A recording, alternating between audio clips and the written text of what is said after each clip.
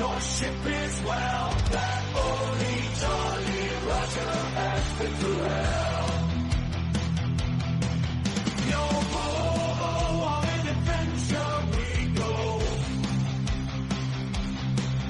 In the heated digital high seas, we travel with ease until we reach the outer edge and freeze. The Arctic chill like a very speed hill through the darkness led by our will. Yo ho, on an adventure we go to beyond the outer limits of society, broadcasting the reality. The pirates will always steal the show. From WPRPN, you know.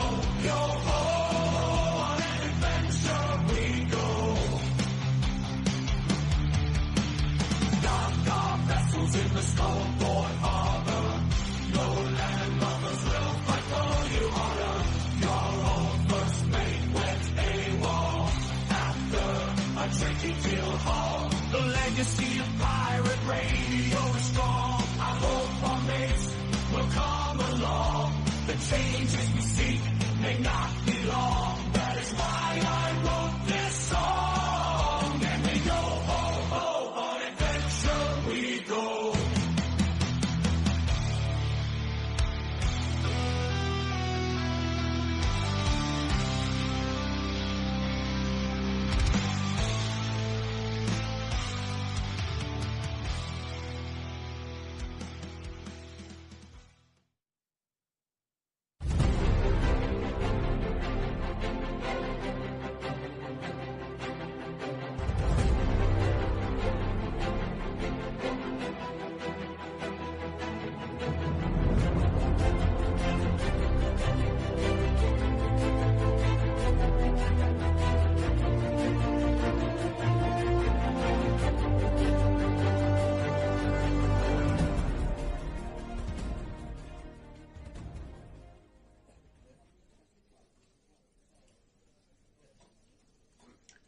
Welcome everybody, friends, folks, foes, and fellow pirate mateys, to our latest weekly edition of World Pirate Radio News. It's show segment number 319. I'm your host, as always, the Robin Hood's Chief Communications Officer, Jaffe Ryder. WPRPN.com is the website you'll want to drop by and take a look at. Sign up is free. All you simply need is a username, password, and email.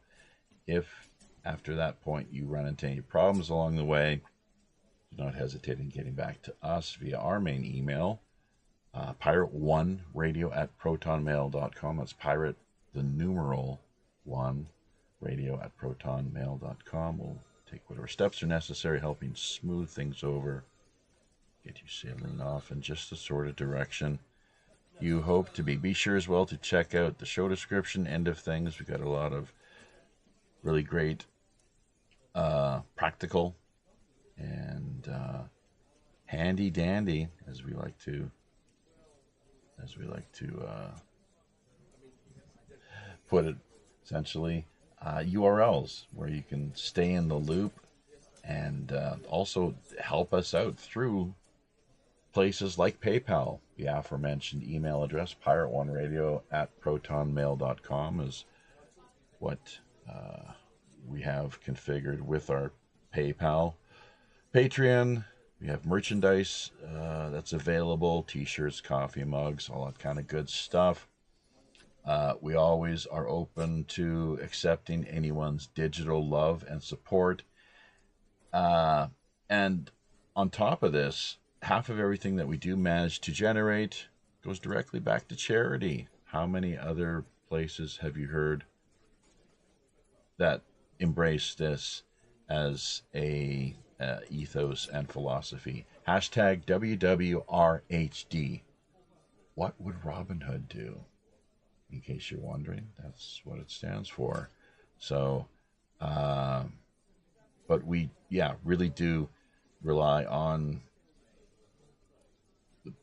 public support. It is a public supported venture. Of course, we take a lot of time off here from out of our everyday lives, as it were, to make the live streaming magic happen. Liking, commenting, remembering to hit subscription notification buttons. That's really appreciated as well. So by all means, wherever you can manage that, and passing word on to friends, family, and co-workers. So there we go. That about does it as far as an introduction is concerned. And that's quite a, I'm not sure what kind of a look that is exactly, but that's who essentially is running the political show via Canada these days. Circus Barker Carney, former head of the Bank of England, from what I understand, and didn't really do all that great of a job either. Things did not turn out all that well for the Bank of England during his time in office. Although, interestingly, he will be having his good, close friend, King Charles, for the first time since 1977. That's damn near 50 years, folks. Drop by and present the throne speech. Won't be much longer. I'm not sure the exact date. I'm pretty sure it hasn't actually taken place yet, or I probably would have heard something about it, but that is rather significant indeed, and something to take note of, especially within the context of one of the main issues we hope to be talking about here this week: Western separation, Western alienation. Not something new, folks, as far as Canada is concerned. We've got here on the round table this week two American friends and colleagues, Dragus Production, Mark from via Dragus Productions, returning once again, along with Sonia, herself out of Phoenix, Arizona, head of galacticfire.com, doing a great job with the work that she's been putting together on that front, both as in the merchandising and the show production support that she's been lending on in our behalf, or on our behalf, as far as helping to get a few guests every once in a while lined up and slotted in. So thanks for dropping by once again here to the two of you. Christian Laterreux out of Alberta, speaking of Alberta, and Naroki Fives. Christian is trying to connect with us. He's having some computer issues at the moment, so I'm not sure how we're going to manage to swing this, but we'll try to multitask as best we can. And Naroki is tied up at the moment, not in a good way, unfortunately for him, as far as we can tell. But he apparently within the next, hopefully before we cut away to break, actually he'll be managing to connect with us here. We'll just have to play it by ear. Welcome to the two of you, though. I think you hopefully have managed to find your audio buttons. But yeah, it's great to be back. I'm trying to get Chris in with us, trying to give him a call. Yeah. See if he'll answer. Yeah, if you can help you out a little bit. That would be perfect. Since I kind of wing through this Teams thing myself as well. Right. So, Yeah. Yeah. Well, we're just once again, as always, multitasking a little bit here, working on getting out. Well, Facebook and Telegram have to be brought more fully to life, basically. So, among other things, that and keeping an eye, as always, on the chat end of things. So we see that both you, Sonia, yourself, Dragus, and Surveillance, aka DK, from what I understand. Great to have you all active and engaged. Let her rip, folks. Uh, Now, Yeah, Surveillance. Chris should be in now. Oh, Hey guys. oh, there we go. Well done. Excellent. Good stuff. Yeah, we're up to almost 10 people right off the bat here as well, too, as far as the live end of things. So that's good to see. Lurkers, sign in.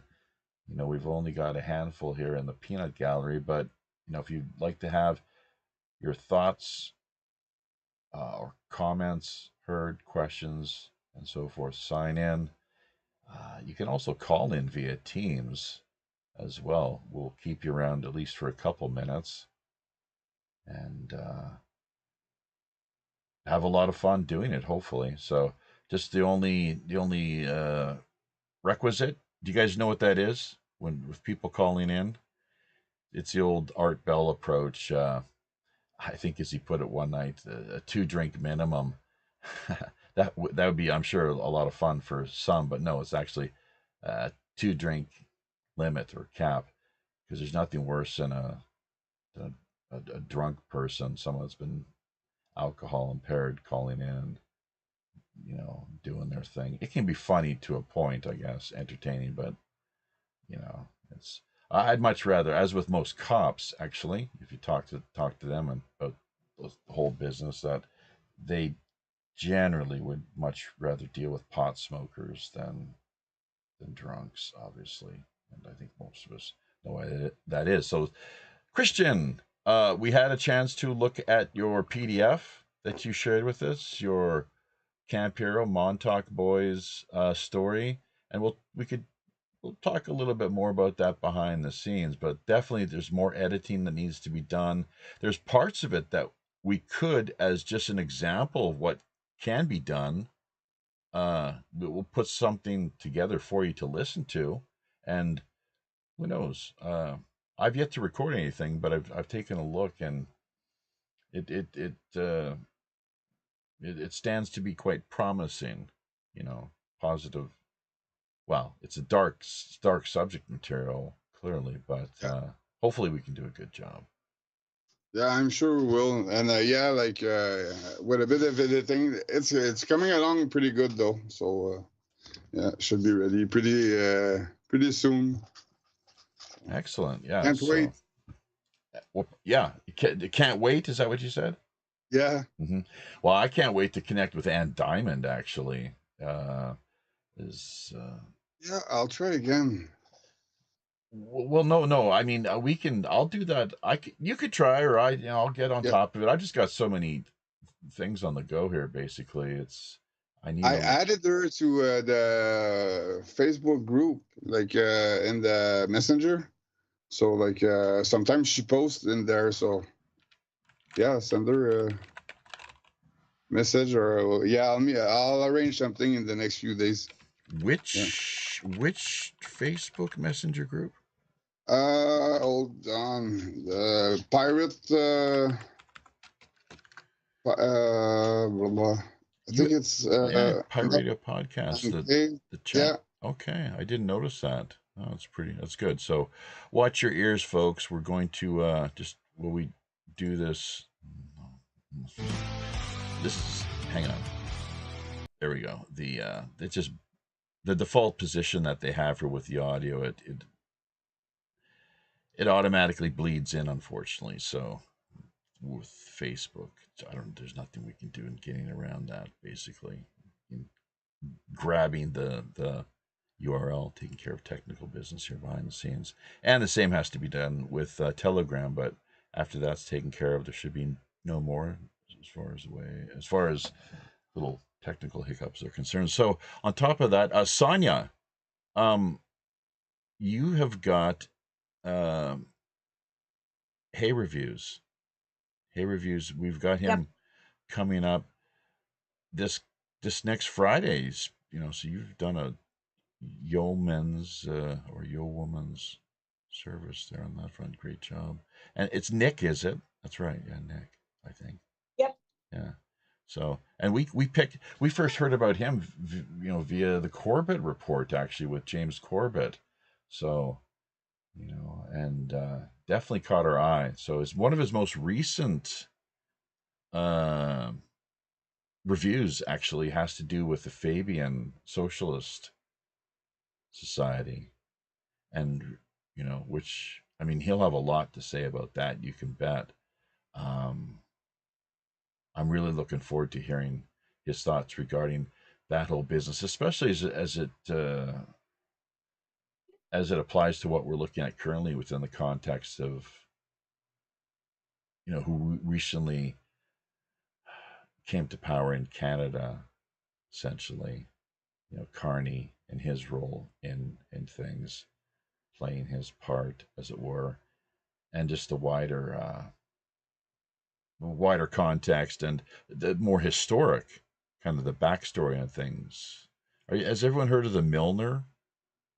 Was it Milner's Kindergarten and the Rhodes Scholars Foundation, I believe, as it is, and so on and so forth. But of course, we all know, we're all familiar with the boiling frog syndrome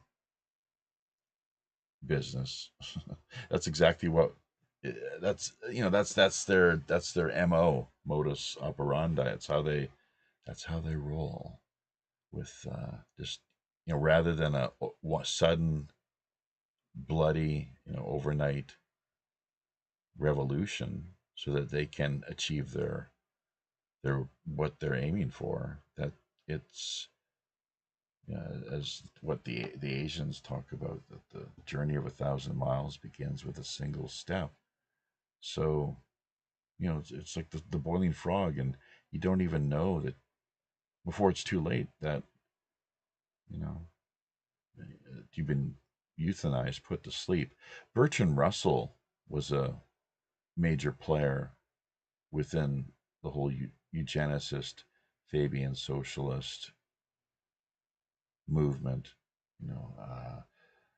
back in the day, as was to some extent the likes of, the Huxleys.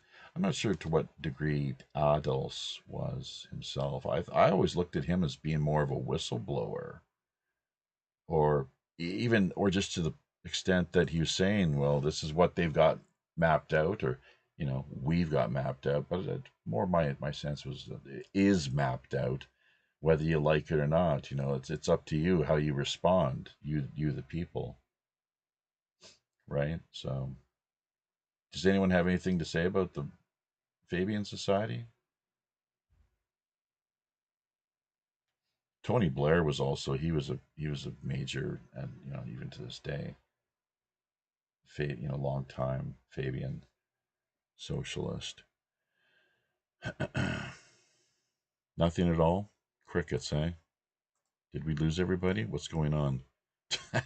You guys are all muted out. What the hell? Okay. Mm-hmm. I'm gonna. Okay.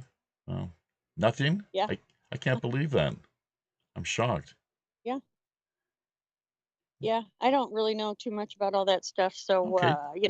I mean, I kind of say, yeah, I agree.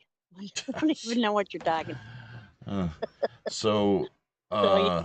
okay, well, we can take a pass on that one. I'm sure there'll be some people in the peanut gallery that'll have a few things to offer. But has everyone had a chance to take a look at the talking points? And once again, these are not carved in stone. It's just so much. It's more a case of being a rough sketch.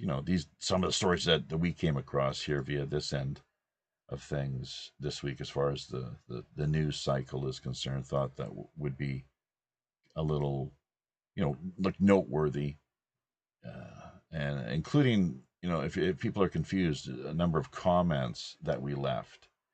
Maybe they're could in some cases be a little out of context, leave you feeling somewhat confused. So if you're not clear, feel free to ask, like, well, what's this comment all about? What do you mean here exactly? I think we did add some YouTube links though too, in some instances. So, but yeah, well, we are going to be talking Western separation and this long-standing business of Western alienation in Canada. Christian, do you know much about that? What's your sense? I mean, you're living in Alberta right now. Have you been following the news at all? What's all the talk about there via Alberta regarding separation, Western alienation? There's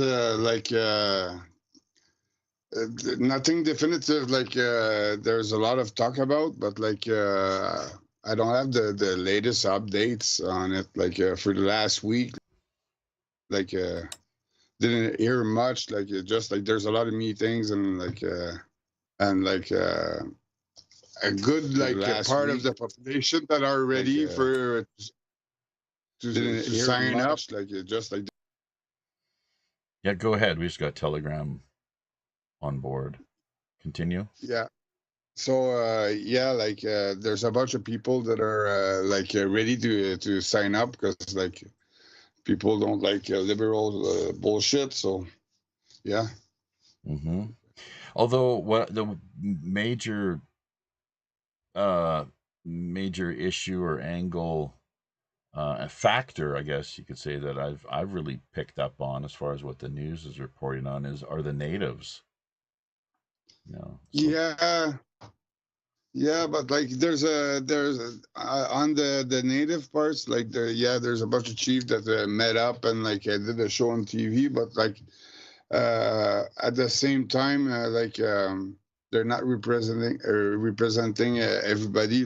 Most of them are that I heard are being corrupt by the government. So yeah. Oh yeah. They're all on the take. They're on the take. Yeah. Money. So that's what millions and the natives are starving, stuck with no water, and they took the money, and there are a bunch of stories. So the chiefs do okay, don't they? Make out like bandits usually, don't they? Yeah, they have nice house and all, and nobody has water, and they have So something. But yeah, I don't think they can stop the project from happening. There's a lot of legal pourparlers that are still happening on this. That's the latest news that I had. And to not rely on what the chief were saying on TV, because that was theatrics. Yeah, nothing. So interesting. Yeah. So you think the people can override the chiefs? Well, it's not sovereignty, people, treaty rights, but it's more everybody signing up and because the goal is to unite everybody and not the chief were a white trash, we're trying to build something nice. It's not being racist like that, one towards the other. We have bigger enemies, and it's a common enemies. And so, wake up, everybody, eh? So, anyway, that's my point of view on it. So, and they would be dumb to not sit at the table for negotiation, because they could just get a better condition and better better money out of this. Who's dumb enough to not even go to a meeting and check at the offer? Honestly, you gotta use your brain. So who's offered from who exactly? Because everybody wants to sit together and see how this can happen and all, and what they could gain and all, and their conditions, and put something like just like negotiation, like kind of thing. You Like want to to see put, what's on like, the table, at least, right? yeah, they don't even want to. So like that's like you got to be dumb. So yeah, like I don't think they represent like every native, because like there's a lot of native that are businessmen and like you know, business wise and all, and like that's a stupid move. Ask any of them. So yeah, Mhm. that's my point of view anyway. Okay, good stuff. So yeah, and once again, the Roki 5 out of Edmonton will be by before the end of the show. At least that's what he's told us, to add his 2 cents, um, you know, perspective take on things as well. So, but yeah, this is an ongoing issue, and things. It's not going to be going away anytime soon. Although, I would assume that there's not going to be any major attempt or movement, big push on Western separation, unless those in support of that, you know, the vision, the package as a whole, you know, believe that they can actually come out on top. You know, that it will be successful, as with Quebec. You remember what year was that? That was the mid to early '90s, was it not? The last referendum attempt that was during Jean Chrétien's one of his terms in office. Christian, do you remember? And it was just a razor's edge. I guess it was like what, 0.5% or something like that. It just barely managed to keep. I don't know what Quebec would have done. How would Quebec go if it? And where are things currently with Quebec? You know, on that front, is there a big? Is there Are they satisfied with their place in Confederation, or are they looking at Alberta and the West now, saying, well, maybe this whole business of America's manifest destiny. Well, me, like when I was there, like 12 years ago, like 13 years ago, whatever, um, there were like already a lot of immigration like coming in. Okay, and this like since supposedly like it's tripled, and like Tripled? so like tripled in like the amount. So like it's like there's more like immigrant than like Quebecers now. Like so like they're changing the the politic, like the numbers with that. Like so it's hard to say. Like I don't really follow like Quebec Well, it's anymore. being Like, weaponized. It's oh, it is. the open borders. It's a weaponized technique and strategy. In Yeah. you know the Tony Blair. You know, we referenced him once already, of course, with the not only the Fabian society, but also the Kalergi plan. You know, the Kalergi, the open borders, the so-called Great Replacement, really shaking things up in the West in a big way that is very disruptive to society. Order out of chaos is what the Masons talk about. That's their MO, modus operandi at what is it, 32nd or 33rd degree level of the Scottish Rite, Ordo ab chaos, order out of chaos. So, and they pursue that, it seems, with a great zeal and earnest, very dedicated to the whole thing. So, yeah, and our elections, British elections since the time of Tony Blair, totally weaponizing the border business, open borders. Come on in. We got lots of room for you. Come on in. Who really cares what it does to the economy, or how it disrupts society, or how many of our our young women are groomed and abused, and just use your imagination. So there's just a whole host of problems, clearly. So but they end up coming out on top as far as the elections are concerned every time. Trudeau, the old man Trudeau, I guess, was the first one who seized upon that. From what I understand, the big red liberal machine, and when we say liberal, people have to understand that that doesn't necessarily mean, political liberal, small L liberal, John Stuart Mill, libertarianism or what have you, but it's just the name of the party. That's all it is. But the natural governing party of Canada, as they're so often referred to.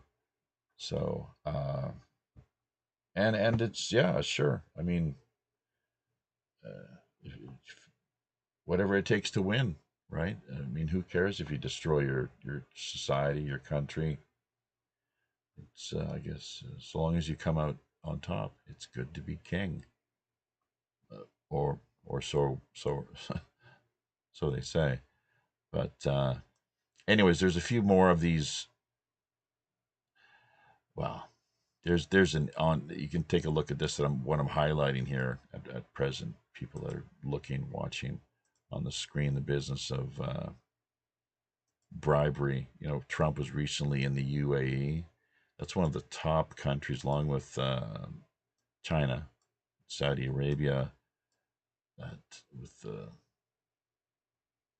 with admissions, not just to Harvard, but clear across the West. You can Hey, bet. let's give it to China. They delivered some food to and supplies to Palestine last week. They managed with a bunch of planes. So Did they? I appreciate it, guys. That's cool. Netanyahu didn't block or bomb them. Wow, he couldn't block that, man. You should have seen all the planes and all. That was they weren't. Yeah. What did they do? Did the Chinese military flew in and dropped parachuted food in? Yeah. Really? Shitload. Yeah. Oh, I'd like to see that. Thanks for bringing that. I'm gonna track that video down now and check it out after the show. Yeah, there's a few videos available. I had some shared this week, so yeah. But good move, for China. Well, yeah, yeah. I mean, that's a shrewd. Sure, of course. It's all the optics, right? It helps to win It's just hearts being and minds. humane, man. I have no problem with the Jews or people that are Jew, but Zionists, I can't stand that. Sorry, but people that the Talmud, anybody that reads the Talmud, you're fucked. And you pray on this, and wow, you gotta be zelled, yeah. There's several Talmuds, right? There's apparently I haven't researched it too deeply, but there's a Babylonian Talmudic tradition, but there's many others all around the world too. So that's interesting. If to note if that's in fact the case, we need to fact check that. But that's what I've told, so. The rules, anybody that's non-Jew, every goyim, they have to kill every goyim. And that's according to Leonard Cohen. This is the Ann Diamond connection. She's talked about this in multiple interviews, has she not? Yeah. That Leonard, and if you listen to his lyrics, you can see that there's songs he wrote called The Future. I've seen The Future, and it is murder. And that he's been sent to tell the world, clearly in song, yet, and people still don't get it. Yeah. They don't get it. And Anne, I just spoke with Anne, probably 5 minutes ago, and she told me, I just need a bit of warning before, the show and whatever. So, let's set up something for one of the next show, and give me Well, and, let's look at the calendar here right now. Real live time. That's the way it's done, folks. Not this week, but geez, we're not going to do the first week of. Oh, it's not. I'm thinking April. Well, we could do June 6th. We could do June 6th. Let's do June 6th Yeah, because I want to take a week off, if that's all right. yeah, So yeah. that's a big day here in South Korea because that's their Armistice Day. I guess that's when the Korean War. Does it start or did it end? Well, either way, it's a holiday. So I'd imagine they'd be celebrating the end of the war, not its start, presumably. But anyways, but that's great. So you were talking to her behind the scenes in real life time, is that right? Yeah, and but it's late where in Quebec, like it's later there, and like Sure. she wasn't expecting that. It's middle of the week, so yeah. Yeah. How could you now? Yeah. So she's like it's 11 o'clock the starting time. So, I'm not sure if she's Yeah. well. She is a poet though too, so she's got to be a Oh bit of yeah, a night no, owl. hey, she's super cool. Like yeah, she's really cool. I And used. like Mhm. if she's aware or whatever, she'll be prepared and like she'll be up. She's super nice. I spoke with her nights. Like Mhm. like she's an awesome person. So yeah. And just kind of fun fact here, folks. I guess, so the story goes, Christian, she was for a time one of Leonard Cohen's girlfriends. I'm not sure. I guess Yeah, a like lover, girlfriend, yeah, confidant. and yeah, like she wrote a book on him. Hmm. Like I told you the other day. Yeah, I'd love to get a copy. I wonder if we could get it in the store and have it at a discount. That's something maybe Sonia could handle potentially if yeah. she complains about us not talking enough. Well, Sonia, here we are taking care of business right now in real life time. Taking care of business. There, That's Hi, Sonia. TCB. Hi. Hi, Chris. So yes, indeed. Let's switch this back over. Now you guys can see me on screen, but our live streaming audience cannot. Can anyone? Can you check out the comment end of things and see if there's anything really noteworthy to this point? We have close to 10 people was what we're seeing here, active and engaged via the peanut gallery, but still always great to have the lurkers sign in. I mean, it's up to you folks. If you want to have your voices, your thoughts, your questions heard, then that's the way to do it, through Facebook, YouTube, D Live, Telegram, and homenetwork.tv. There's no chat really, feature in place to this point. So I guess they'll be working on that. One thing I'd like to add, though, speaking of guests, this past week we had Lynn Hagerman. I think Sonia heard that one. Yeah, she felt that was a quality show. Hey, by the way, if we have any clunkers where things really don't pan out that well, I constructive criticism, man. That's how people improve, right? So by all means, if you think you don't have to necessarily try to embarrass us on air. You can if you want. I don't know. It's up to you. Skillful means and practical wisdom. I'm not sure if someone such as Anne knows much about that or not, but uh, that it's a basic Buddhist kind of principle, which you don't even need like Buddha or anything. It's just common sense, right? Skillful means, practical wisdom. We're humans. Use your mind. You think like, okay, this works, that doesn't. This is going to impact in a negative way. Might not want to do that. With our words, our actions, and on a more subtle level, really tricky, of course, thoughts. That's really that's where the rubber meets the road. Something Christian knows all too, a whole lot about, obviously, with how many bikes do you have, man? Like you got some. You're a hardcore biker. I noticed there's those pictures. You look pretty badass. So yeah. But Lynn Hagerman, check that out. We got the archives in place just here recently, so that's the only point I was going to make there, and we really appreciated having her connect with us. SRA survivor.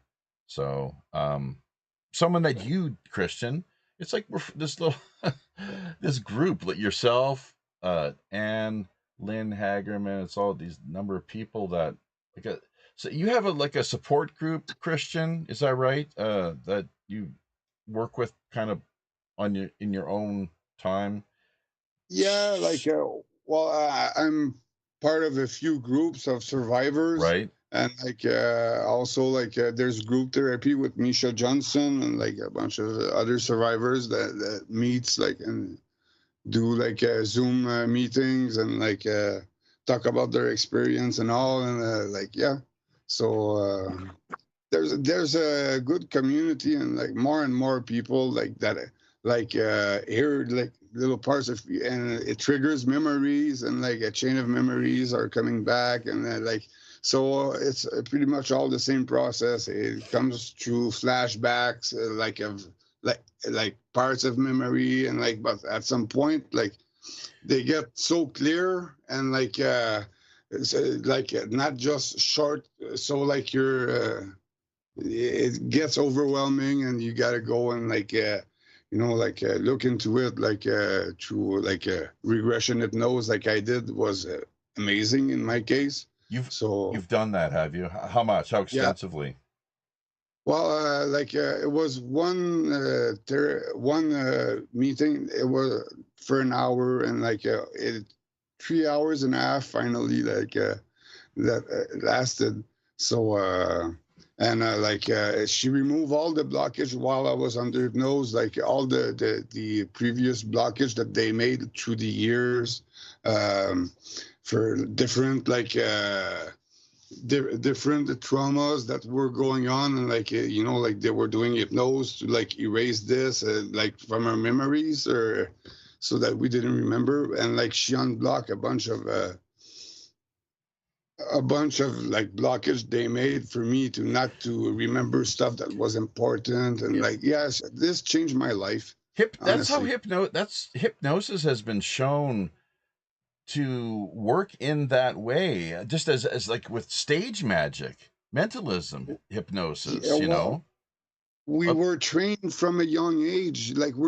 Everybody that's been MK Ultra, usually we're all super easy, for subjects for hypnosis.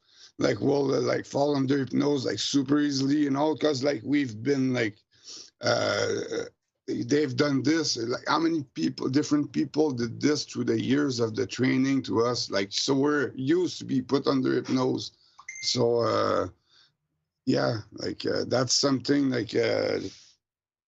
that's pretty. Well, the trauma thing too. See, that's what you don't have via the stage magic, right? Where people do you remember Ravine, the man they call Ravine? You don't remember him as a Canadian? Well, maybe Naroki would. He was amazing though. So, and who knows? It would be interesting to know.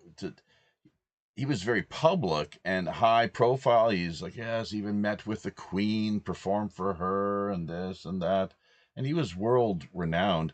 I just really do wonder though whether or not there was a darker side to his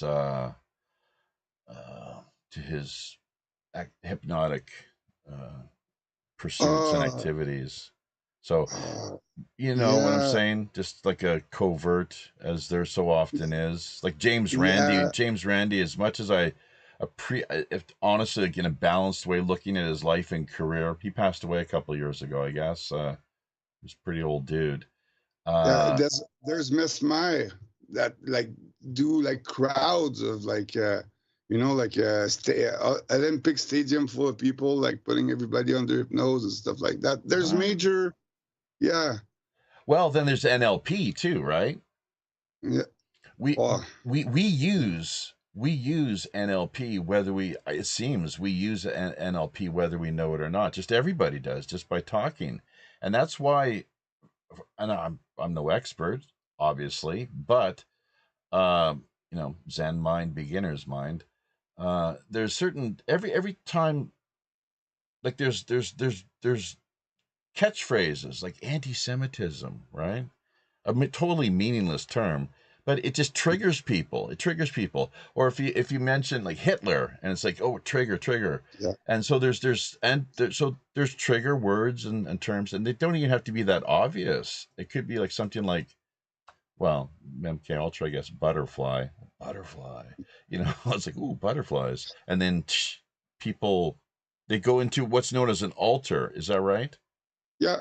You swap of like, and you don't even like. Most of them you don't feel it. There's some that you feel the kind of swap, and then like you can write one way and like you'll write another way. Like at the bank, I had like 10 signature, like a paper with 10 signatures, different signature. Okay. And like that was like when I was a kid, like if you go at that bank, like still have 10 signatures different that they made, like so like just because like they knew I was changing of signature all the time. So like yeah, I had 10 signature, one in the back of the other, like one under the other. So yeah, so What that's the hell? that's no joke. How would you do that? You had 10 different personalities that you were working Well, on? 10 different signature like that. I like that I was and like so they took all those signature and like they put it on a paper, and I have a paper there like with all those 10 different signature that are okay. So yeah, Yeah. all the Okay. same Well, name, but like I don't write the same way. mm-hmm. All right. Well, anyways, That's so fuck. yeah. So yeah. Well, like I said, we've got your PDF, and there's going to be a lot of work involved on our part. There's more editing, a lot more editing. It seems it needs to be done. But I'll work on putting something together here for you, just like a couple of minutes of what you've provided, and send it back to you and see what you think, because you know, when it comes, Yeah, you're to the give boss. us an idea and all that's cool. Yeah, like Yeah. Mm-hmm. yeah, I'm sure you're gonna sound amazing. That yeah, so yeah, let's just like editing, turn it like a bit more softer into a story kind of thing, like because Oh, it's hey, I know. Was talking to the wife about this, and apparently there's AI. Like if you copy and paste the text, yeah, that it can actually. I think it's an auto editor. yeah, She said. So that's because I sure as heck don't want to go through and edit the whole. Not unless I'm somebody's. You know, I'm it's like, how much are you paying me? And I think right now we're working on just sort of the basis of my helping you. You know, it's like my help you to give credit. It's like, okay, just helping this guy out, fine. See what I can do. So take yeah, it from there. no, So yeah, the auto editor might that I think that we could try. We could try from yeah, this end. We and see how it goes, and if it brings about more positive results. yeah. I'll be doing a bit of this this week, like yeah, because like I want to get this ready for like at the same time as Stranger Things. There's a billion follower for that, and like they all want to know the true story because like Yeah, it's, but the Stranger Things is not. It's just that's Hollywood, man. I mean, it's based on. You could say like with a yeah, lot of but what they put out that they're referencing or alluding to things that did occur. Like they don't talk about Montauk directly, yeah, though, it do was they? supposed to be called Montauk before Stranger Thing. And like if you Oh, type Yeah. like Stranger Thing is based on a true story, it's gonna say yeah, like okay, it's based on Montauk, a okay. government MK Well, Ultra project. do you remember the first? I saw the first episode. It was really kind of, you know, the way it opened with the kids playing Dungeons and Dragons, and it was really cute and endearing and whatnot. But then there was the monster. Spoiler alert here, folks, for those of you who haven't seen it. And yeah, there was like special forces that went in to take out this monster. That what Sonia, have you watched the whole thing and paid close attention? Did it just kind of how No, did it materialize? Like it was there in real life material form? I No. have that. So I'm not sure. I didn't watch it either. Like, and it's like the last season is coming out, and like there were different monsters for all the seasons. Oh yeah. So but like it's based on like Montauk, because like they were kept in cage. In Stranger Things, do they have the kids in cages? Yeah, like they were kept Jesus. in cage. Are they and, torture like, them? They torture the kids in the show. They torture them. Well, they show water deprivation and stuff like that, but yeah, like it's not. They can only go so far, I guess. yeah, like but like people want to know the truth about the truth about the monsters, because this really happened, and like it's like there's like if you type this on Google, you're gonna have like at least like 500 like podcasts on it, and like news from everywhere in the world talking about this project and all that. It's like the true story. Wikipedia says it's like based on Campiro and blah blah blah blah blah. So yeah, like it'd be interesting to get you on Coast to Coast. Wonder how long that's going to take. It would, because like as much as like Preston Nichols and like Peter Moon like put a bit of sci-fi to like make it out. Like I cut this Peter all Moon out. too, hey? Yeah, like we'll talk. What was his role in all of that thing? Because I didn't pick up on that. I think Peter Moon just wrote the book for Preston Nichols. What book? The Montauk Chronicles? Oh, geez. Okay. It looks like we have just lost. We've just lost teams. This is the way it operates, and this is one of the things that we were going to talk to Sonia about is whether or not to go run with Jitsi actually as a VoIP of choice. VoIP, of course, meaning voice over internet protocol. So maybe that would be the idea. Okay, who do we got there? Okay, I'm back.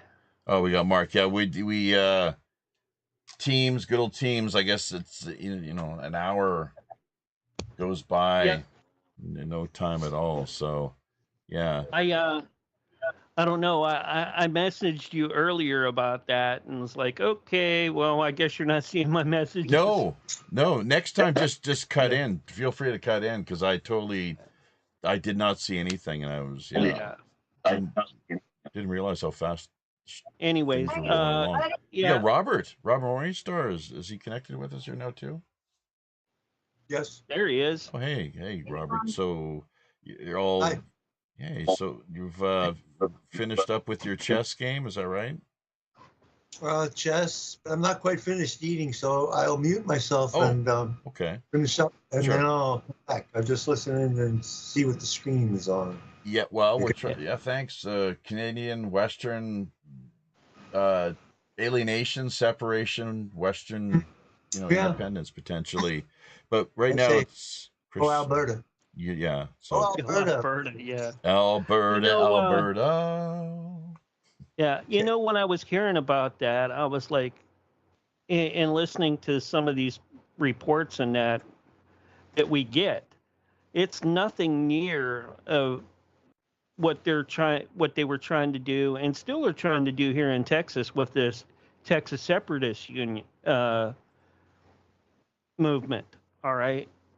They're real serious about, leaving the union. I'm like, sure. These guys up there in Alberta and all the, in Canada that want to separate, I don't see that kind of fire coming from them. It's maybe, let's see. Maybe need more of like instead of an east-west alignment, north-south, Texas joining up with Alberta. I don't know. Rest of the West Coast. I've actually met the president of the Texas National Movement in Waco one day, and I'm like, oh yeah, well yeah, Telegram. I agree with what you're saying. It's Telegram, Sonia. We've got Telegram. We Yeah, got we're on. Telegram up and running. I don't see anybody over in Telegram. If you look, I did post in the message there. What was it? DK took and mentioned some stuff. I'm not sure if it was show related or not. It could be. Oh, well, the people, you'll have Yeah. to work that out and just send it That's on more to up to us. you. It's if you your show, you know. Well, no, if you think he's making some great, I saw him talking about the gnome business, so that's interesting. Yeah. With, what's happening there, and Trump's visit, of course, to the Middle East, big news this past week. Yvonne via Coquitlam, how you doing? Oh, pretty good. How you doing there, Jaffe? Yeah, let me Great. mute out. Yeah, I was just thinking about Robert. you just the other day, actually, Yvonne, and with your exercise routine, music, of course, and just by the way, yeah, the wife and I are planning a summer trip to Canada, 2 weeks with family and friends. We might be interested having the time to connect with you potentially if you're available. You and Michelle,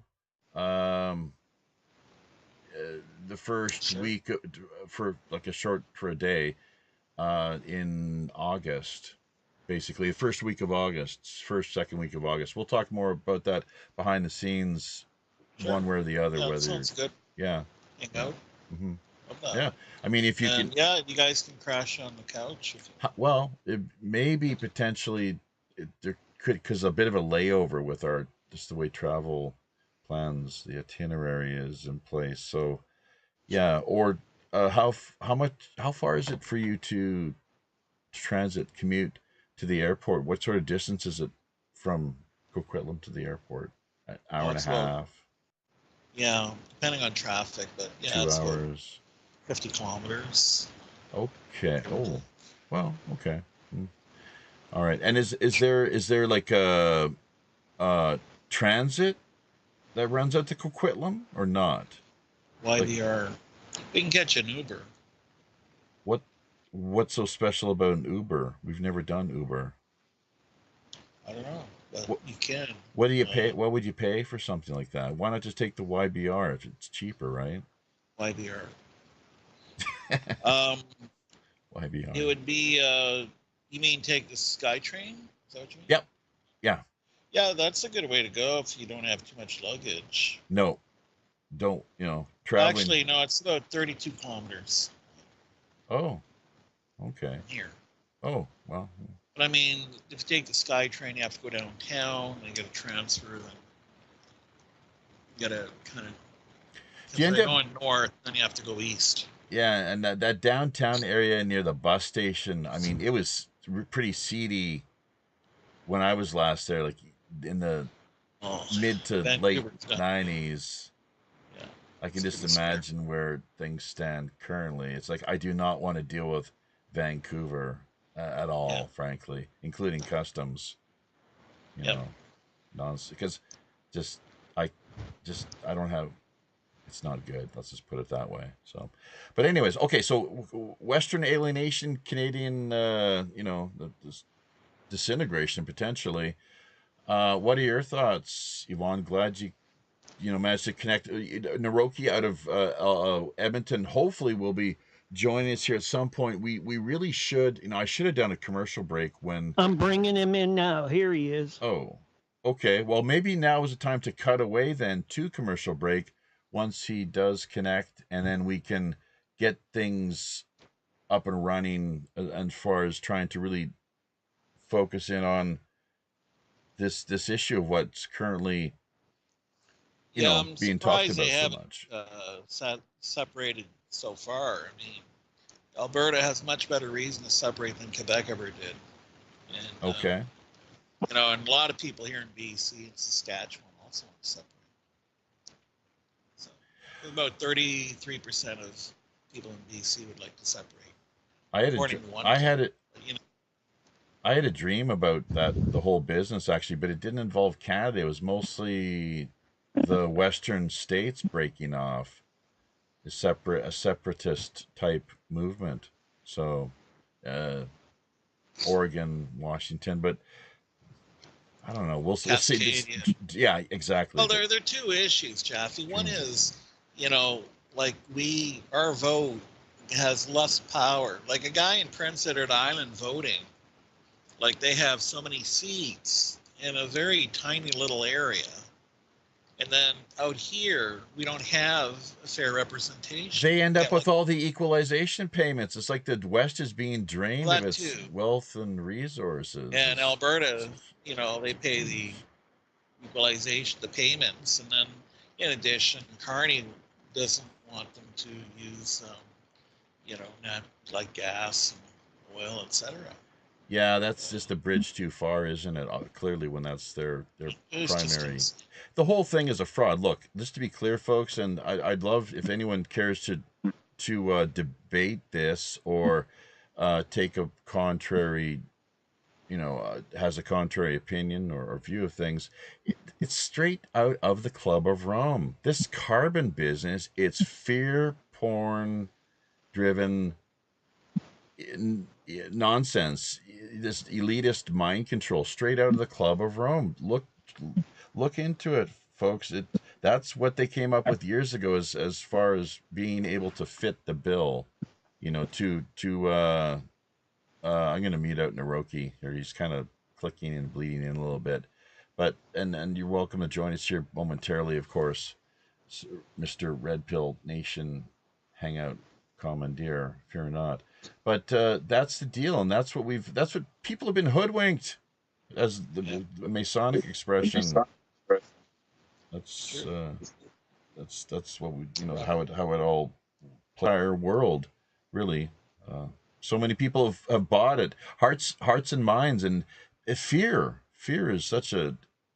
Look at what with the scamdemic. So, and the thing is now, I just wonder, like with the YouTube and it's, you know, wanting to censor everything, what can we talk about without running the risk of either, you know, being penalized or punished or shut down, saying that, oh, you can't, because once it's like a slippery slope.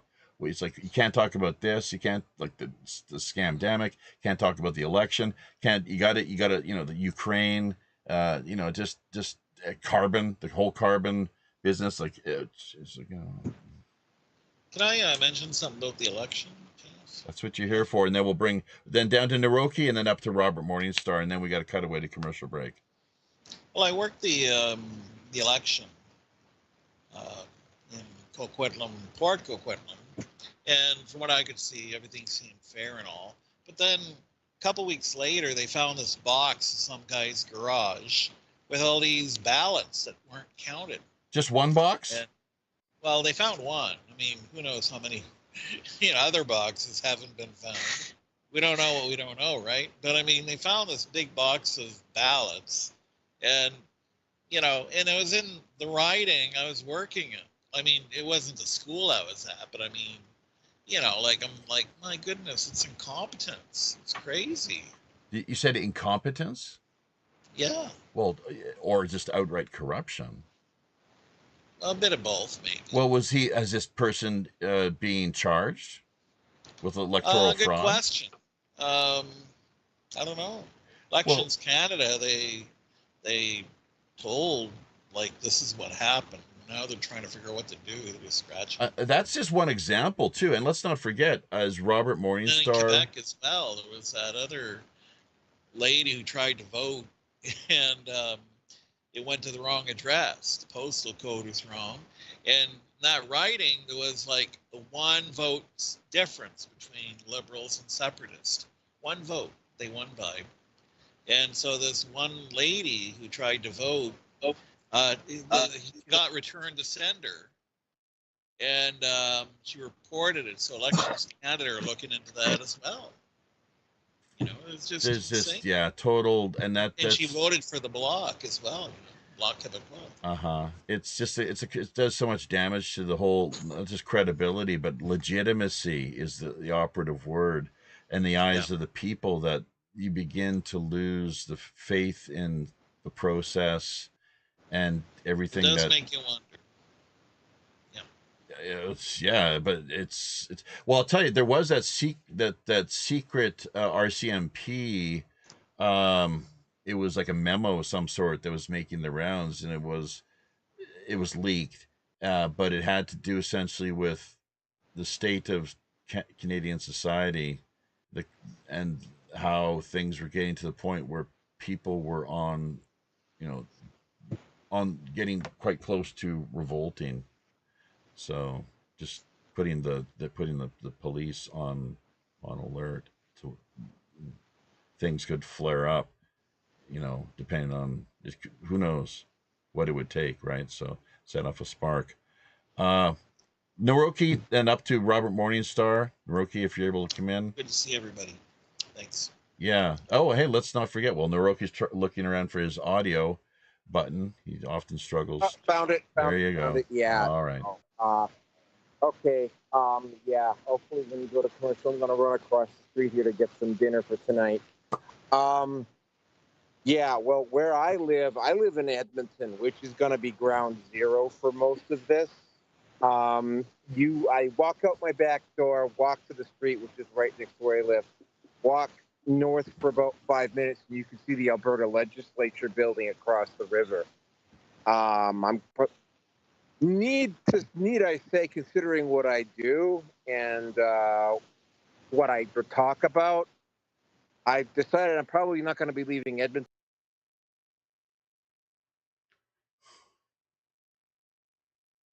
Because I got the tail end of Yvonne's story here. Yeah, it's serious. It's really serious here. How so? The single biggest event that, Well, the single biggest event is that, I mean, it's like, it's a dysfunctional relationship, specifically when we're talking about go back, take. No give, that very little giving back.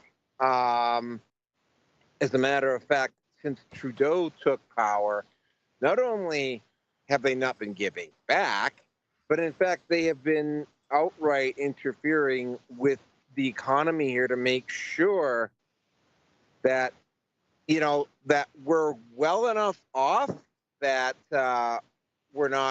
we can keep paying, but not so wealthy that we're not like back in the days of Ralph Klein, where we can basically just give the middle finger to Ottawa, however, when we see fit. And the thing that really did it for me, I will get into more detail after you come back from commercial break. But the thing that really stood out for me was we had a really nasty cold snap here this year, where it got down to like 30, 35 below and stayed there for about 2-3 weeks. There were brownouts in Saskatchewan and parts of Alberta. The national press in Ottawa tried to blame Alberta for that, and Alberta and Daniel Smith said, well, you know what? Building energy production plants requires federal approval, and we've been throwing up so much red tape that all the power plants that we're trying to build were held up by you guys. So stop trying to blame us and then let it get out of our way. You know why they call it red tape, don't you? Red. Yeah, I know exactly why is it called? Why is it not called like green or pink or black or blue tape or yellow? Why is it red?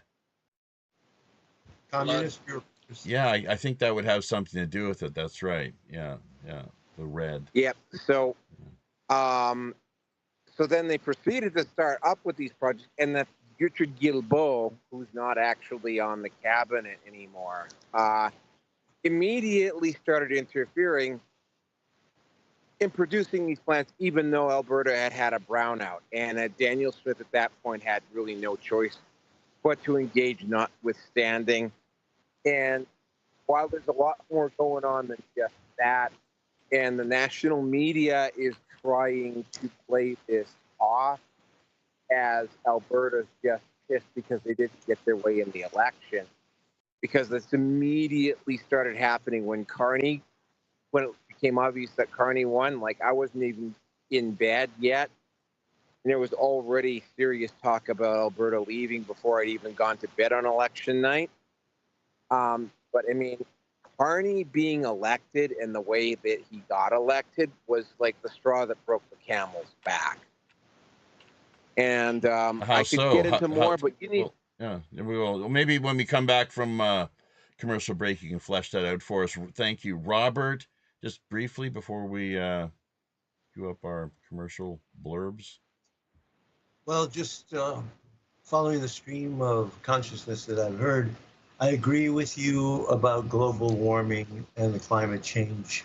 What that is to me was a globalist plot to create a new religion in which weather is God, and everybody is sitting in fear and loathing of the possibility that the God of weather could turn against us if we keep polluting the earth. I think it's outrageous that so many people have succumbed to that mind control, and some are recovering, but it is one of the biggest scams, and they're a justification for imposing communist tyranny on a global scale. Not to mention ripping everybody off for carbon credits, letting China get away with it. It's a huge scam. Yeah. And hey, owning the weather by 2025. We're here, folks. We are living in the future. And this is that famous, or if you will, infamous Air Force PDF that was put out quite a few years ago. I believe Alex Jones was where I first heard about it. It was NASA. I think it was NASA back in. Well, no. I'm pretty sure it's the Air Force. Was what's that lady? Her name is Barbara. Not Hannah. Vreeland. You're thinking Vreeland? No, she starts with V. She's out in California, very big activist. I respect her very much. She brought that document out. Oh, Streisand. The Streisand effect is what you're thinking. No, exactly. It's got to be Barbara Streisand. No. Oh, what's her name? God, she's awful. She was at the secret space program, and she made an impression on me with her fervor. But the other point is the election in Canada. Yeah. I think it's outrageous that the government gave the Liberal Party $40 billion for what? To steal the election? Yeah, a lot of people haven't heard about that. Can you unpack that one for us, Robert, and encourage our listeners to look into it? $40 billion, excuse me? $40 billion. We got a report 2 days after the election that the government had given $40 billion to the Liberals, and also had given something like $170 million to the CBC. So they bought the media, and they had enough money left over to buy the election.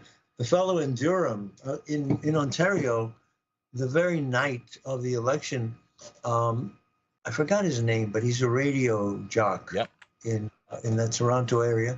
He was working the election, and he had all of these boxes of ballots that were still in his car. He hadn't taken them yet to the center where they would be tallied. And he said, look, I looked at my iPhone, and CBC was already saying that that Carney won the election, and I have these tons of boxes of uncounted ballots in my car. How can that be? So people play dumb. You heard me last night. I'm really upset with the docility of Canadians when your government has passed a law that it can convince your children to submit to the MAID program, medical assistance in dying, without conferring with the parents and without their consent. That they consider a child, they call it a teenager, or a the mature, age of reason, able to But imagine, you know how many traumas and depressions kids go through just from puberty, when all those hormones are going through you. Yep. And then the awkwardness of socialization. Yep. And having to get used to interaction with the opposite sex. Those are very, very heavy burdens. So kids will have depression. Their solution to depression, or not having a house, or not having a job, is to kill yourself. Will help you. The legalization of hard drugs too, like the government is selling cocaine and selling all kinds of stuff now. So is you can buy Yeah. this at the corner store kind of thing. We'll get So you like, addicted to hard drugs and get depressed. Go yeah. out and kill yourself. We'll help you then. Check We'll give you everything. Vancouver, what it we looks can. like. Vancouver, Hastings Street is crazy. Like people, like it's sad to see this. Like really, like you guys should look into this. Like if you can see a video of Hastings, what it looks now in our days, it's insane. Like you think you saw it, like it's worse than a horror movie. Really? Yeah, real Jeez. live horror. We have the same thing happened in Canada. It happened in Portland. It happened in Philadelphia. The fentanyl addiction Oh, God. and the messenger addictions. It's mind-boggling to see people bent over at right angles. You know, I mean, white and black all over Philadelphia, San Francisco, Portland, Vancouver, and people don't see that this is intentional, that this is to destroy your society. And they keep Fentanyl is bad in Canada. Like honestly, like that's something that's bad. Like they put this in every drugs now. Like it's like Canada. Like they caught a big lab. Like something like millions of investment in the lab. Like a few months ago here in BC. And like it's Chinese that are behind that they're saying like and like related to the government, like to liberals. So Sure. Yeah, Yeah. they're all on the take, aren't they? They're all part of the problem. And here's the thing: Kash Patel, Robert will like this one. I know I do. Patel and Dan Bongino. I mean, these are probably two of the best people. I'm just saying this mostly because I really valued what Bongino and his analysis over the past, during the Biden term sure. in He was office, his analysis When- of so many of the issues. But they're setting their sights on Canada, and they're looking for more cooperation with the with the various levels of government. And to this point, they're not really getting much, unfortunately, and that's Oh, quite telling. They really don't have a choice. I'll just say one thing, and then hopefully you're going to go to commercial soon. When Trudeau first became prime minister, Vancouver was considered one of the best cities in the world to live in. Yeah. You go over and you look at best cities in the world to live in now, Vancouver's no longer on that list. Like it's gone. It hasn't been there for a couple of years now. Right. As has Calgary too, which was also a city that had a very, very high livability rate. And Calgary's gone through, although the situation in Calgary isn't nearly as bad as the one in Vancouver, obviously. Trudeau, aka Castro, Fidel Jr., got the job done that he was put in place to do, and very much as we can imagine, Carney is going to continue to implement, and it's like just another, it's just more of the same bullshit where the country is being destroyed. They made Jason Greger, the former mayor of Vancouver, the guy who's probably been at the helm of the ship in Vancouver for most of the last decade. They made him Minister of Housing. All right, I'm going to mute myself now. Just ponder that. Well, Minister of Mini Housing, maybe. You got they're big. It's, I guess, big. It's like, well, we have this problem, the Hegelian dialectic: problem, reaction, solution.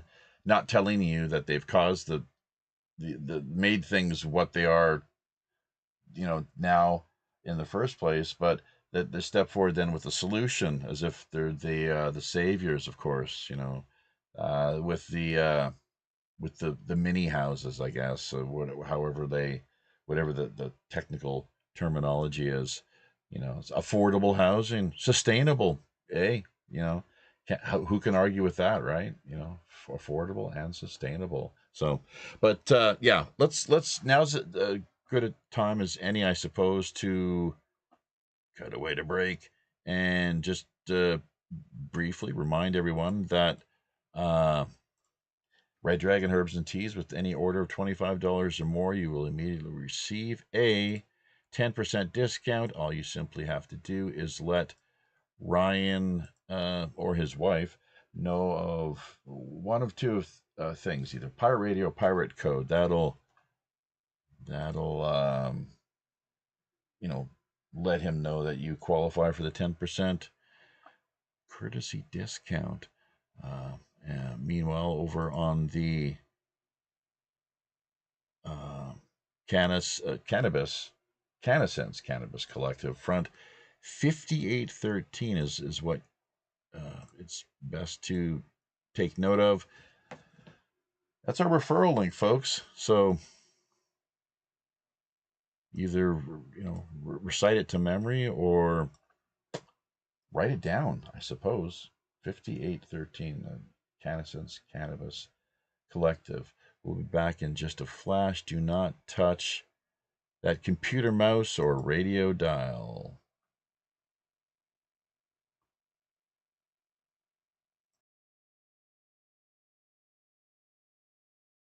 Medical cannabis is now legal by telemedicine. Get the medicine you need by getting reviewed for a medical cannabis card. Contactless appointments available at CannAsense.com. For as low as $39, you can get reviewed for a medical cannabis card. That's CannAsense.com for a licensed medical cannabis doctor review. CannAsense.com has all the information you need to get connected with a doctor for a $39 medical cannabis appointment. CannAsense.com. CannAsense is common sense.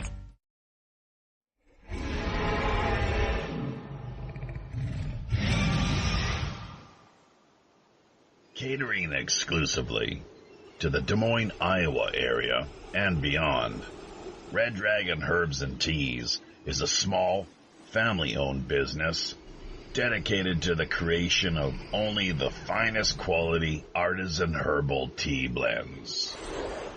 Drawing upon many of the world's most richly established customs and traditions, Red Dragon Herb's mission is about more than just getting their products out to the market. They also strive to help educate their customers on the wider benefits, history, and folklore of all their plants. Of course, any seasoned pirate knows when they're fixin' to tango with the Kraken, you best be powered up with at least one of the finest select quality premium items, freely offered via Red Dragon Herbs and Teas wide inventory. Choosing from any of their caffeine-free, headache relief, or rest and relaxation blends, history has proven their products among the best sources of scurvy prevention and vitamin supplementation. Red Dragon Herbs and Teas, bringing you guaranteed homegrown health relief.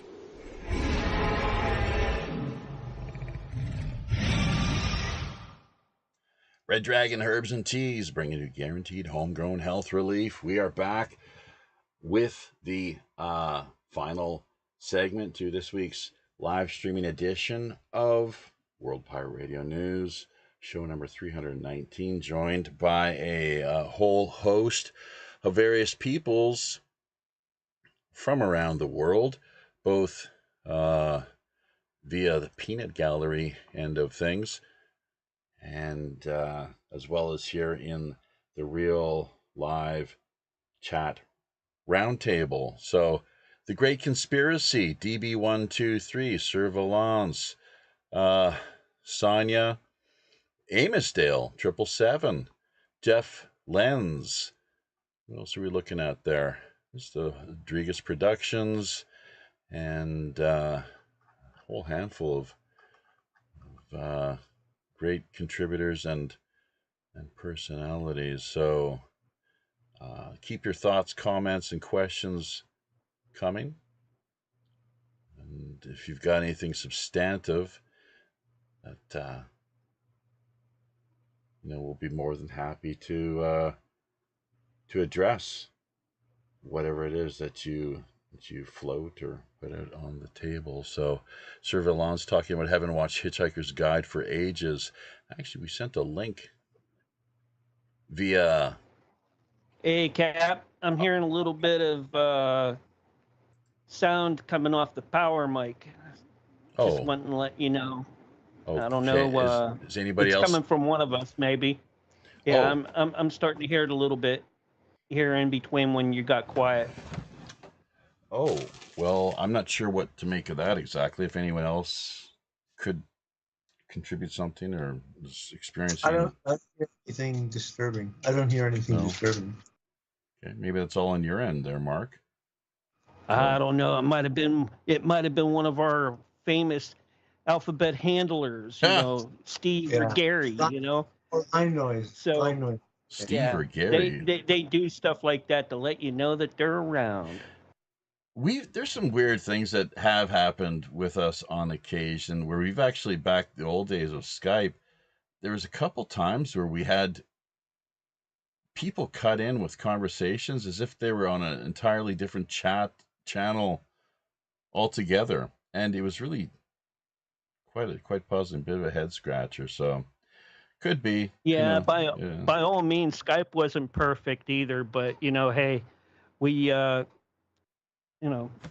not sure if this is an upgrade or downgrade other than the timing thing. They got some wrinkles to work out. I can see some pluses with this, but on the other side, time is an issue, and everybody loves to have the time. Well, they've got some wrinkles to work out for sure. I've noticed forwarding content to people right now. I'm having trouble doing that. I don't know if anybody else is, but it's not functional. It's not functionable. Right. Functional. Yeah. It's almost like the people that run mines is in God. charge of teams. Oh, no. If only Mr. Edworthy was here to comment on that. You had to say it, didn't you? You had to say it. Well, yeah, I'm not gonna. I think Teams is not a downgrade; it's a degrade. Oh boy. Yes, it's a degrade. I filled out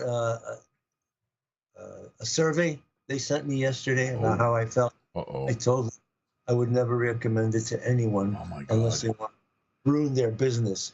They asked me to give my email and to give my telephone number. Today I got a call from them. And he said, "What are you calling about?"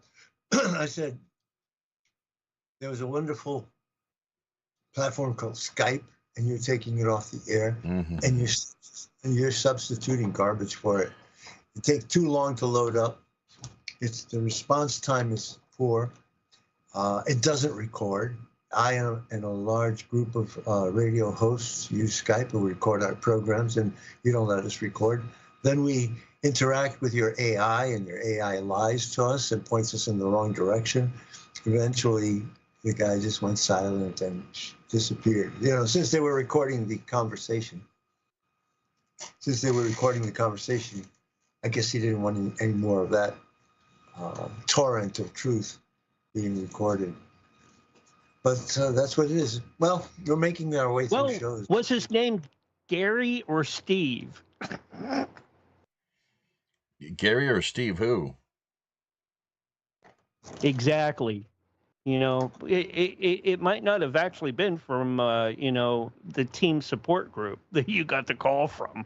Oh no! We all know how they can change with a VPN the number and make it look like something else. By the way, anyway, have you been introduced, the two of you? No, I haven't met Mark. gentlemen. Mark, introduce yourself if you would, and then Robert, I guess, can return the favor if you're so inclined.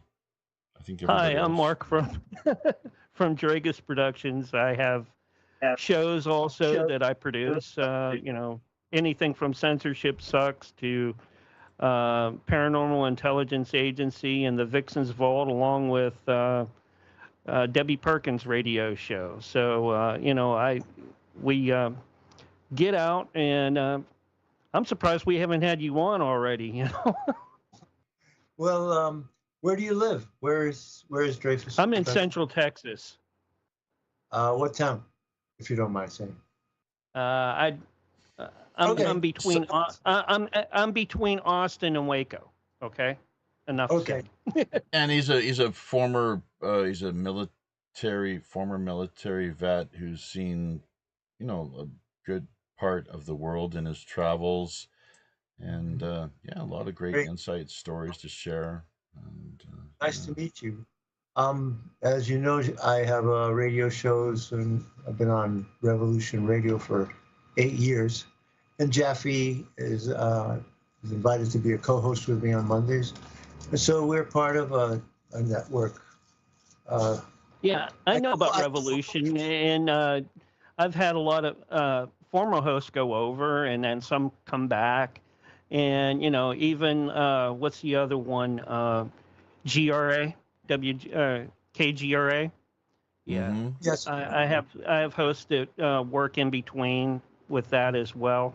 So yeah, I'm well familiar with Revolution, and they're a great group over there. I agree. So if Robert was to join you, Mark, I think well, something like ufology would probably be a Well, great. no, since you're in Texas, my specialty really is the JFK assassination. If you really want to know the nitty-gritty of the JFK assassination, Well, How about Stevensville, man? Come on, that's in Texas too. I'm worldwide. I have stations that pick us up in Australia and places like that. So, and I don't do my own shows anymore. I have hosts that do them for me, and they're all over the country. And some of them are even in England, out in England, and like Mark Edworthy comes in on that one. So we do a very diverse, variety of different shows. Regarding this issue of the JFK assassination and its effect on Texas, I wanted to do a show about the unseen patsy. There was another patsy involved in the JFK assassination, another victim, and that was the city of Dallas.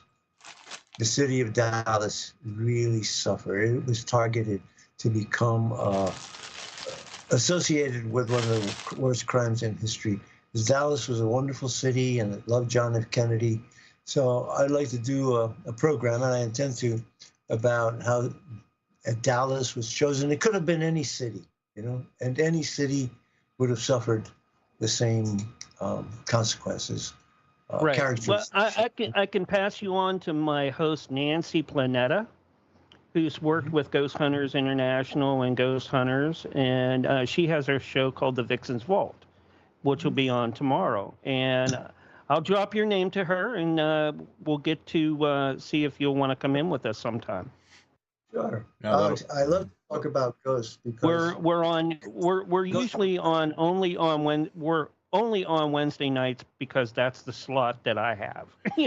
Let me just say as well, like you mentioned the city of Dallas, Robert, that there were other plots in the works via, I believe, was it not New Orleans and Chicago?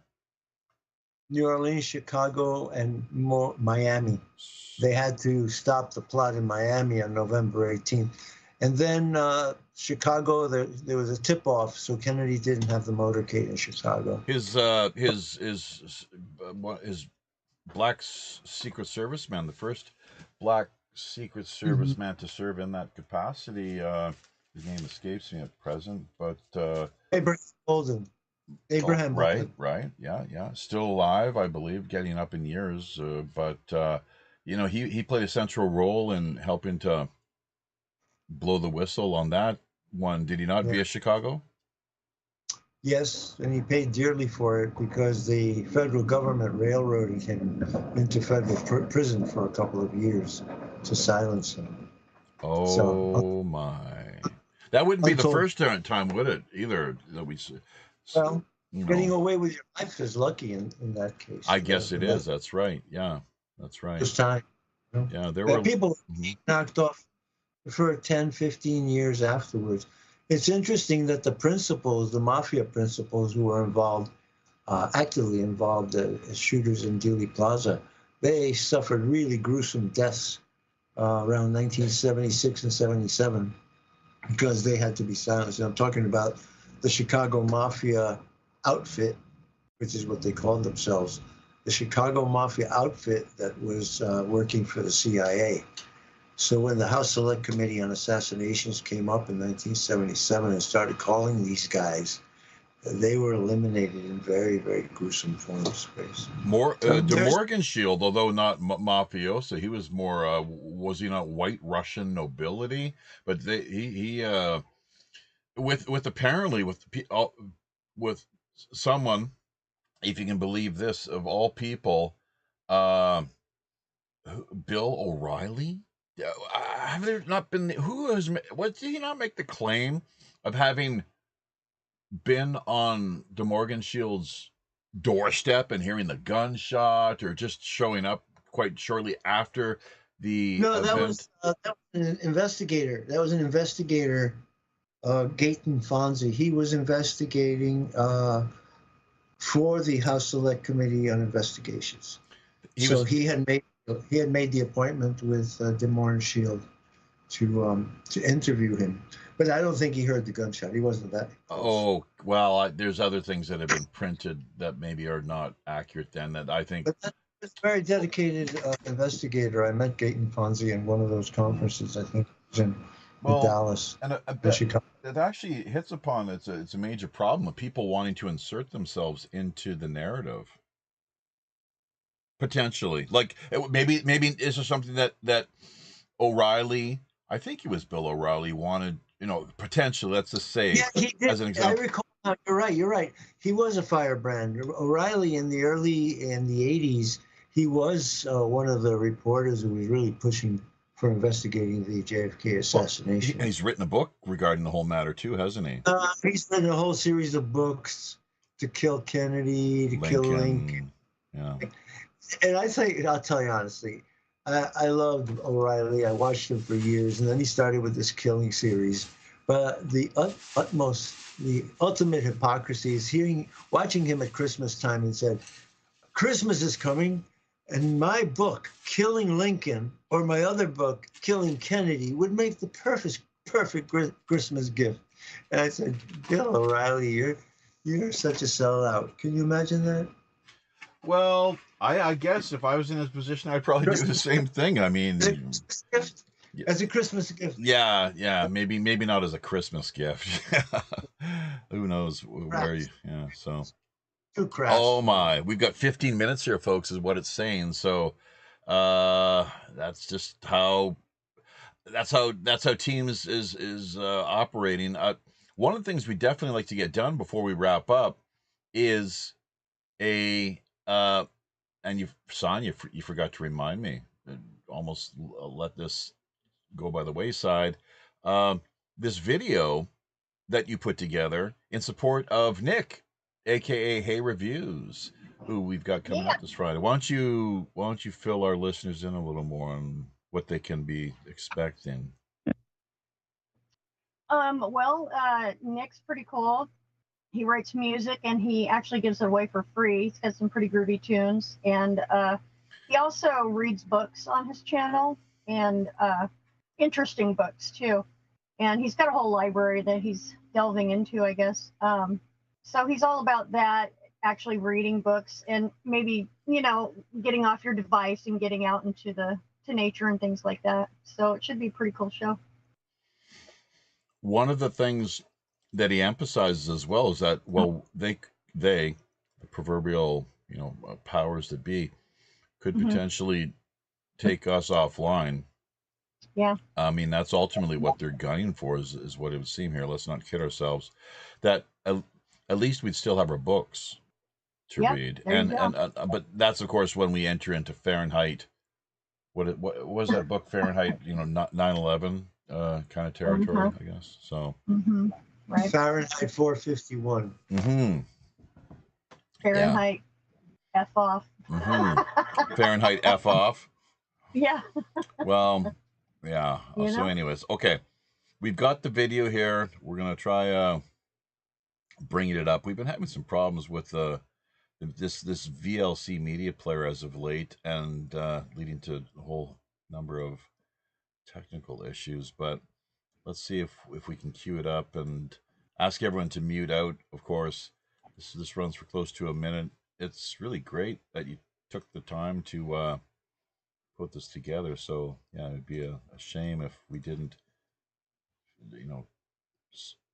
set aside, kind of highlight this, I suppose, and allow people to check out what you've got. I got confirmation from Anne for the 6th. Oh, good. Excellent. Thank you. Cool. Thank you, Christian. Thank you. Okay, here we go with the video.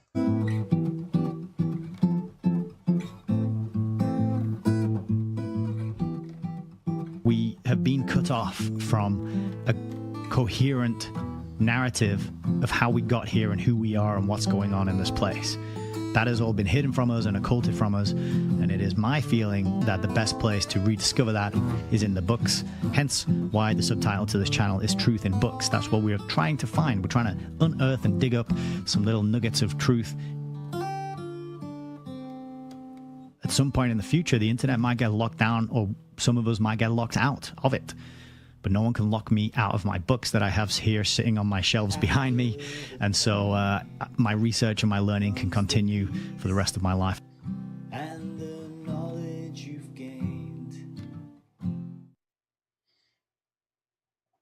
There we go. Short and sweet. So, well done. Speaking of sweet, Sonia, very lovely. Thank you very much. It's... They say the first step on the path to wisdom is generosity. So, much appreciated, definitely. Sure. You know what the last step is? The first step on the path to, if the first step on the path to wisdom is generosity, what is the last step? I don't know. Anyone want to take a stab at it? We've got 10 minutes. the last step is wisdom itself. Of course. So, which reminds me, Robert, and this is all straight, this is basic Buddhist philosophy. Something that I was very surprised to find Robert is no fan of. And I'd like to not challenge you personally to a debate, but rather I'd like to bring to the conversation someone who's a little more qualified than myself, an actual bona fide monk, someone who would have more insight regarding these matters and take you to task, hold you, basically, have a friendly exchange of ideas as far as your thesis essentially is that Buddhism was the most destructive force of most evil, basically product of the 20th century. Is that right? I think that is correct. That is correct. Well, let's hear more then. How does that work exactly? At the end of the 20th century, I made a study of evil as it manifested itself in the 20th century, and Nazis, all the genocides, all of the philosophies that led to wars, all of the cults, the death cults, the one that is still rampant, raging across the world, trying to destroy humanity. And I found that Japanese Shinto was the most cruel and evil religion and philosophy that I have ever seen. Okay. Likewise, the Buddhist influence in Central Asia led to blood-curdling rituals amongst those people. In celebration of victories, cutting off heads, drinking blood from skulls.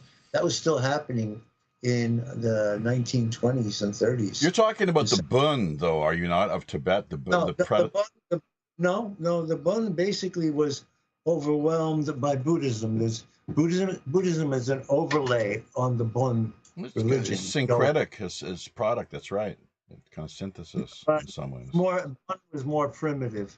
And the Bun religion was a pyramidal structure with a Dalai Lama at the top of this pyramid, and it required human sacrifice every 7 years.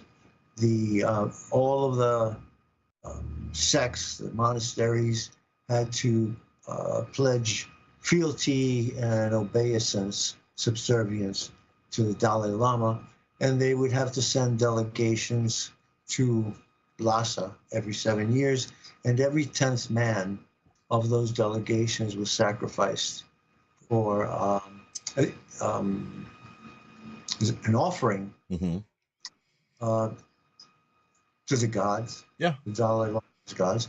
And then the politics of it split up. If you want to know a little bit more of what happened, Buddhism came in, and then two main sects of Tibetan Buddhism emerged, and one followed the Dalai Lama, and then another one followed Pancha Lama. That's right. The Gelugpa and that's right. The Sakya. There's different four: the yellow hats, red hats, black hats.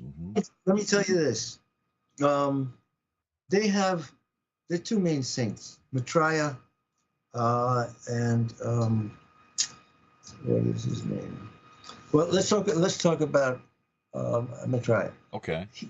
He achieved enlightenment. You know, he went deeply into Buddhism. The way he achieved enlightenment, he was in a market, and a pregnant woman insulted him, and he took his dorje and he just shoved it right through her belly, killed her and the child, and he achieved an enlightenment. Hang on, I think you're talking Padmasambhava. Maitreya is the Buddha to be. The world is still waiting for him, apparently. And there's the other one, Milarepa. Milarepa, yeah, they were bad dudes, weren't they? There's no doubt. Yeah. That's I know. Milarepa. Yeah, killed 34 members of his family, something like that. And then he has some transformation, a change of heart, I guess, sort of, but kind of like Paul on the road to Damascus, a reckoning, you know, come to Buddha moment. You know, whatever was seeded there took a very, very dark, bloody, anti-human form, and that migrated to Japan, where Shinto Buddhism took hold, in imperial Shinto Buddhist religion. And what they did in China to the Chinese people, the rape of Nanking, and their brutality. Let me just tell you, I had a friend who was a prisoner of war under the Japanese in World War II. And he told me that they were just pure sadists, you know. If they had a pet, they would kill the pet. These are all Shinto Buddhists? They're Japanese Shinto Buddhists. Well, they're, okay.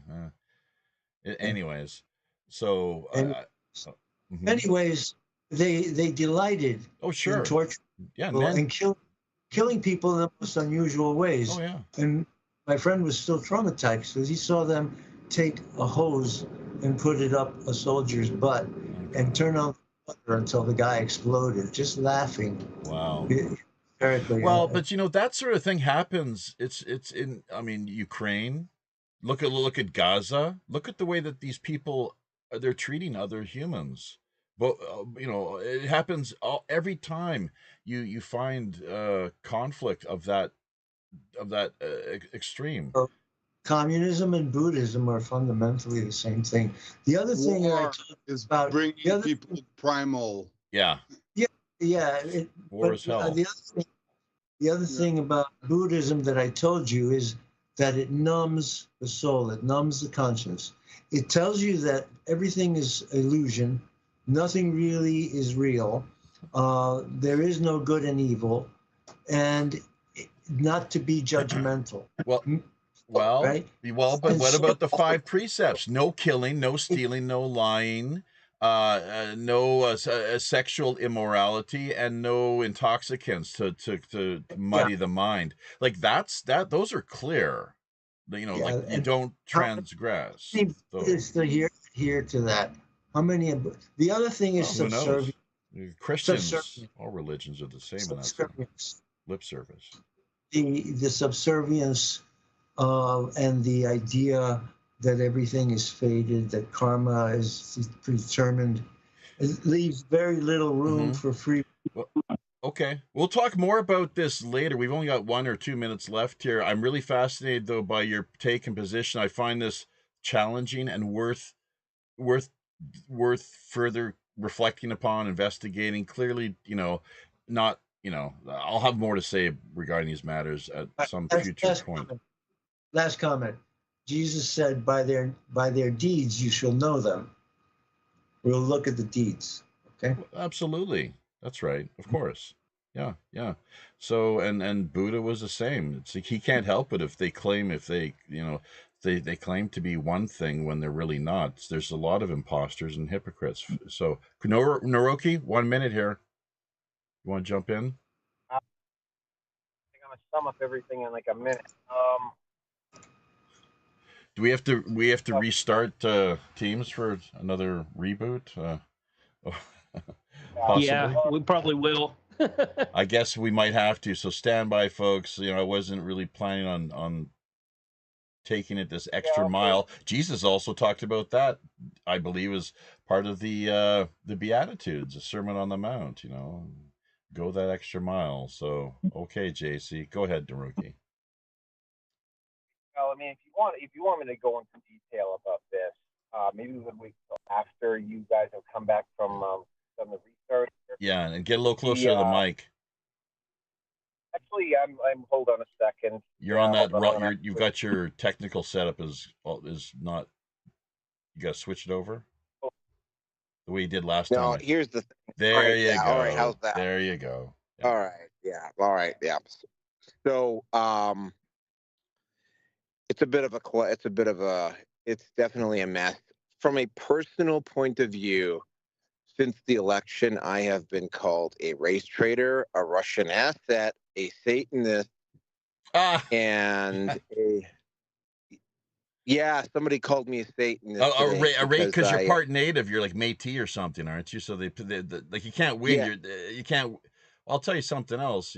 Aristotle. Okay, you got less than 30 seconds, guys. That's right. Well, maybe on the flip side, what Aristotle. All right, yeah, we'll pick this up. We'll pick this up after. I can go into a lot more detail. You just start off with me when you get back. Yeah, I will. That's probably the best thing to do.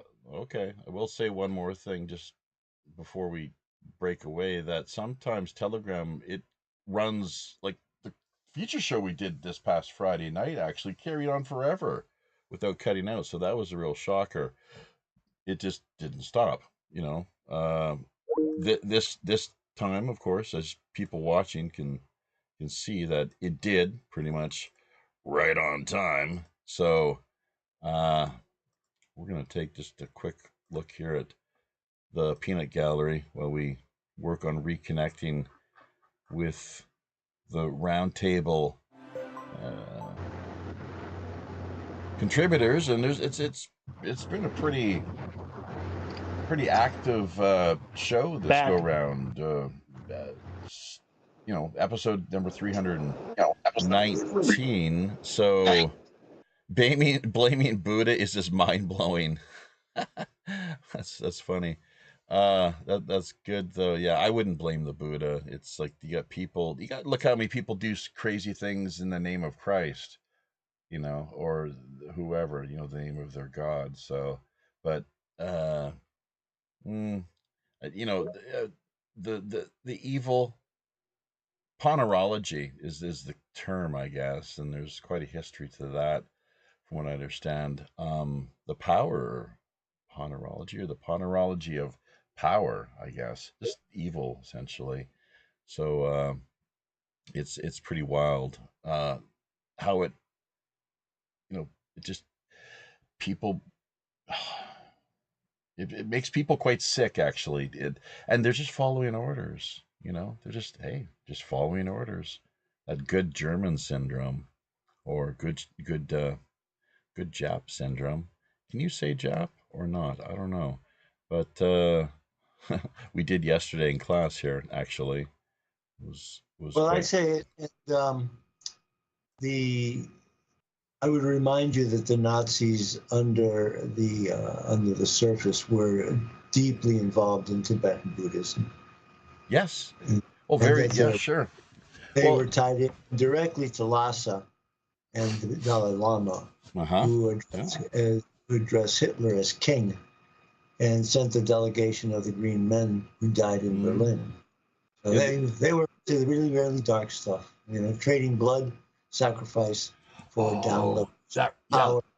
That reminds me, and I that's really worth investigating, looking into a little further here, obviously, you know, and so it's really, really appreciated that you do remind people of this. I actually became involved in Tibetan Buddhism, more like just a study group than anything. Practicing meditation, vipassana, and shamatha. Me too. And, you know, there are two sides to it. There's the wrathful deities and the benevolent deities. Yes. And they are really divine. The green Tara and the white Tara. Yes. Do you know what they represent? Tell me. Well, apparently I didn't know it, because initially, like, you go in and you think, oh, this is scary stuff. But really, my guru, for lack of a better term, just an elder lady, old hippie friend, who was quite serious about her practice, and they do call it a practice, you know, just like a medical practice, legal practice. We have our spiritual practice. I guess, you know, after we wrap up here, I'm going to be doing a little music, guitar practice. But these are all qualities of our mind, Robert, is what she said. They're qualities of our mind. You know, the 6 realms. We have the hell realm, the animal realm, the human realm, jealous, wrathful gods, and there's a couple others I don't recall, but it makes sense from a psychological standpoint. You know, when we're angry, we're in hell. Sometimes the green-eyed monster, I guess that's like jealousy. Human, animal, I don't have too much insight on either of those, but it is said that the human birth, because we're not cats or dogs this go round, as an example. That's better. That's better. What's better? Oh, I kept accepting the call and it kept dropping. That's better. You're right. The human birth. Well, it had you with a red dot near Naroki, and when it has a red dot above your name or beside your name, it means you're still locked in the other call, and you got to kind of close everything out in order to get that back.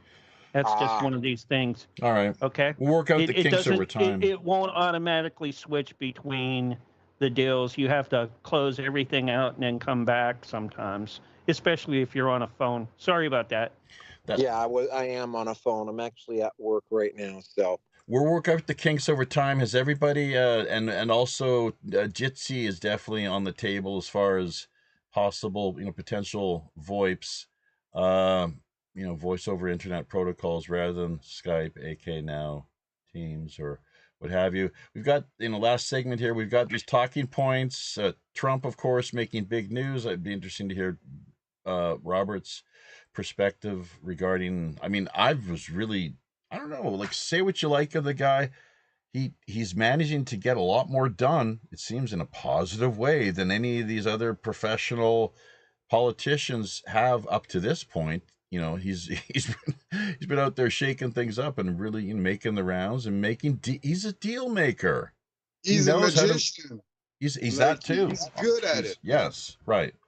Well, he wrote a whole book on it called The Art of the Deal. That's right. So I mean, yeah, that's right. So he knows how to negotiate, make deals. Well, and now, one thing, now, the Ukraine. It looks like. Where does that stand? Who's Mark? Mark, one thing from Mark, and then over to Robert regarding Russia, Ukraine. Are we looking at peace there potentially? Is what people are talking about. Yeah.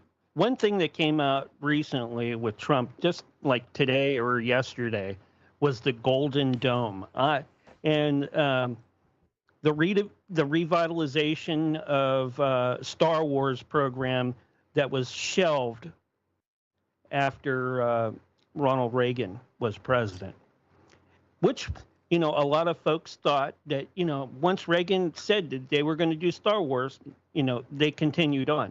Who knows if they did or didn't, or if, you know, we got more stuff up there now. Well, we know that they have the tungsten rods up there that can come down, you know, and rain death too that we've put up there. But what else? There's nothing going to stop it, frankly, that I can say. It's there. It's going to be almost like tit for tat.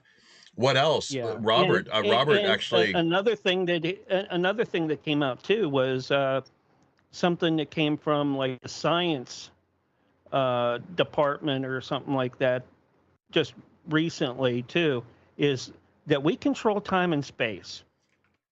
We That's have what I the was going to touch technology. upon. Exactly. So if we have that, all right, that means we are a whole lot further than what anybody else could dream. What do you? And like we always said that Yeah, if we have everybody the technology, everybody that all the tech that we have now is 50 to 100 years behind what the government and the military has. Yeah. All right.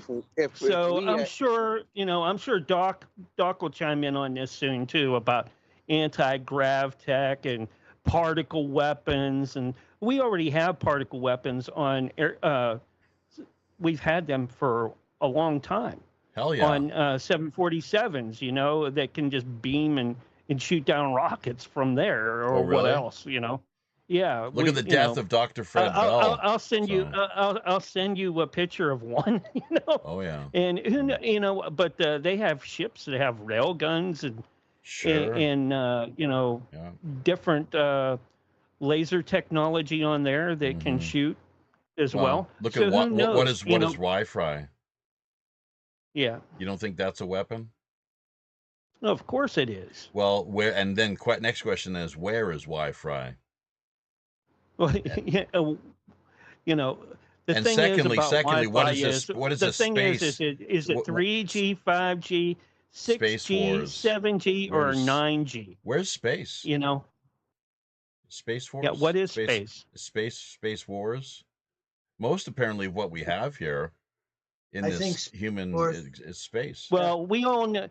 A lot of folks don't know that this technology that came out. What is it? 5G and that. Hospitals have been using that forever. Yeah. Okay. So, okay. Robert has his hand raised, so we'll hear from him, and then I don't want to I'm going carry to on cut much. out and let. Yeah. I want to hear the response on that. Up here for the next few minutes. Go ahead, Robert. I believe that the Space Force was actually the unveiling of the secret space program that the United States has had for 50 years, and that President Trump was chosen as the one to pull back the curtain. It's not a new thing. I'm going to tell you guys about something that I saw which blew my mind more than anything else I've ever seen in space.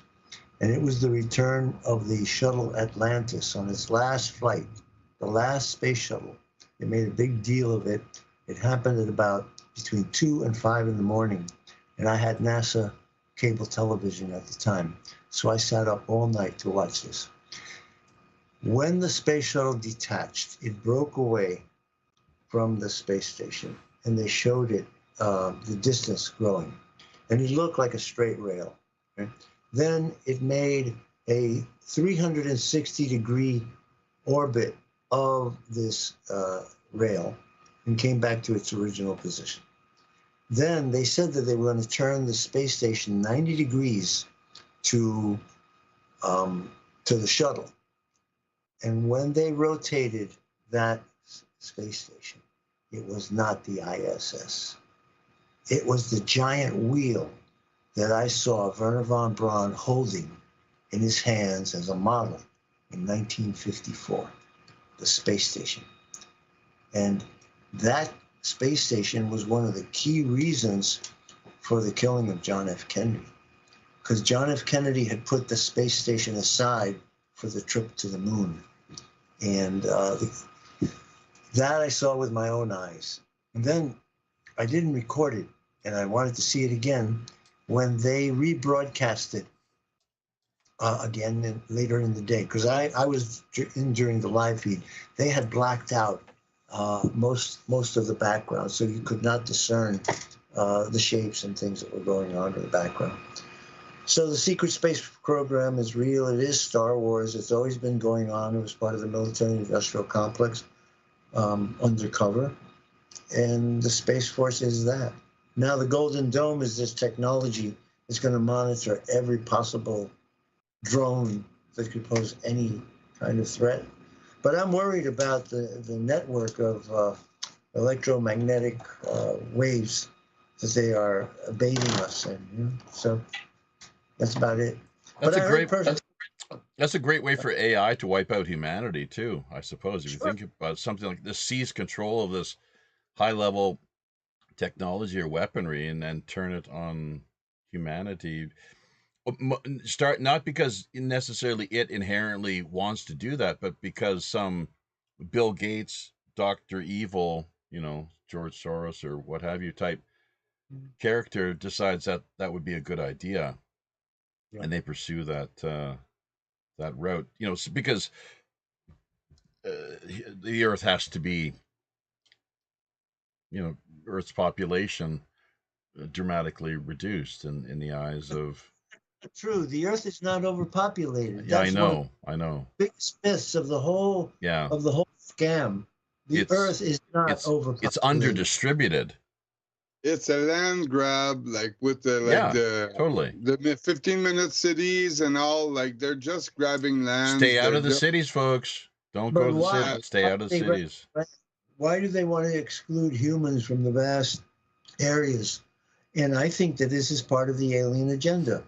In 1947, the aliens made contact with the U.S. government and told them that we're planning to settle on planet Earth, and you better get your people together and prepare them. And treaties have been signed with an alien presence, and areas of the Earth have been assigned to them, but they want to propagate, and they're going to need more room. And humans can't really live in their presence because the vibration of the alien nervous system is toxic to the human being, and a lot of other things like that. Not all alien races are benign or benevolent either. Well, apparently, according to our friend who, you remember with the video that I sent you and you recently featured on the Morningstar report, his claim was there was only about 5% of all alien races that have been discovered so far, and there apparently are thousands, truth be told. Big surprise, that one.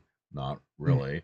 But only 5% that are really problematic, that most kind of have either neutral or just not a problem in interacting with, although the nervous system end of things is definitely noteworthy, and yeah, that's a big problem. But the last point I'd make here is with the sun.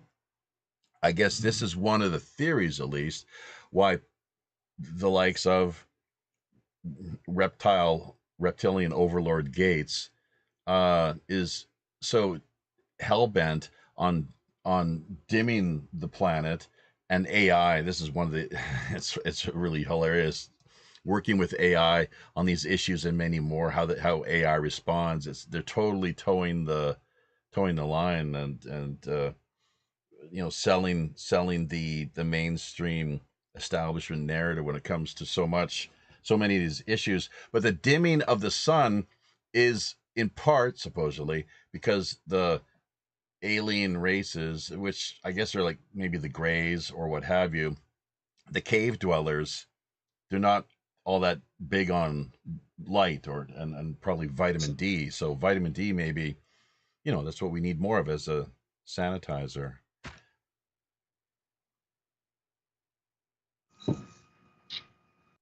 I think the dimming of the sun is just a cover for what? Chemtrails. Well, yeah, that's partly how it's central to how it's being done, right? I mean is that so people don't know what's really going on with chemtrails. They write it off as weather control, yes, or the of the sun, and then never find out what's really going on, because that's not the whole kit and caboodle, which it never is with these guys. Well, there's always 50 things wrapped into one. Sure, all kind but like we talked about, I think you were here listening to this business, the Air Force, and people can track it down while we're live streaming. the PDF Owning the Weather by 2025. It's an Air Force document, I'm quite sure. And that, I mean, look, why was there a treaty signed? And this is another thing. I checked with up on Chat in all GPT. treaties. Hang on. All treaties have a termination date. Yeah. Okay. But with 1977, why was there I call it a world weather warfare treaty, which AI does not like that terminology at all. It doesn't compute, it doesn't register. There was no world weather warfare treaty, but that's what it essentially was. 1977. Why at that time was there, was it signed, and how far have they come since then in the sophistication of technology and weaponizing the weather? And number two, it's interesting to take note of, supposedly this only applies to various like potentially hostile nation state entities and governments, to the point where you can target your own people and there's no problem at all. You can use whatever you have at your disposal, in the toolkit, as the likes of Castro Jr. and others like to put what we have in our toolkit.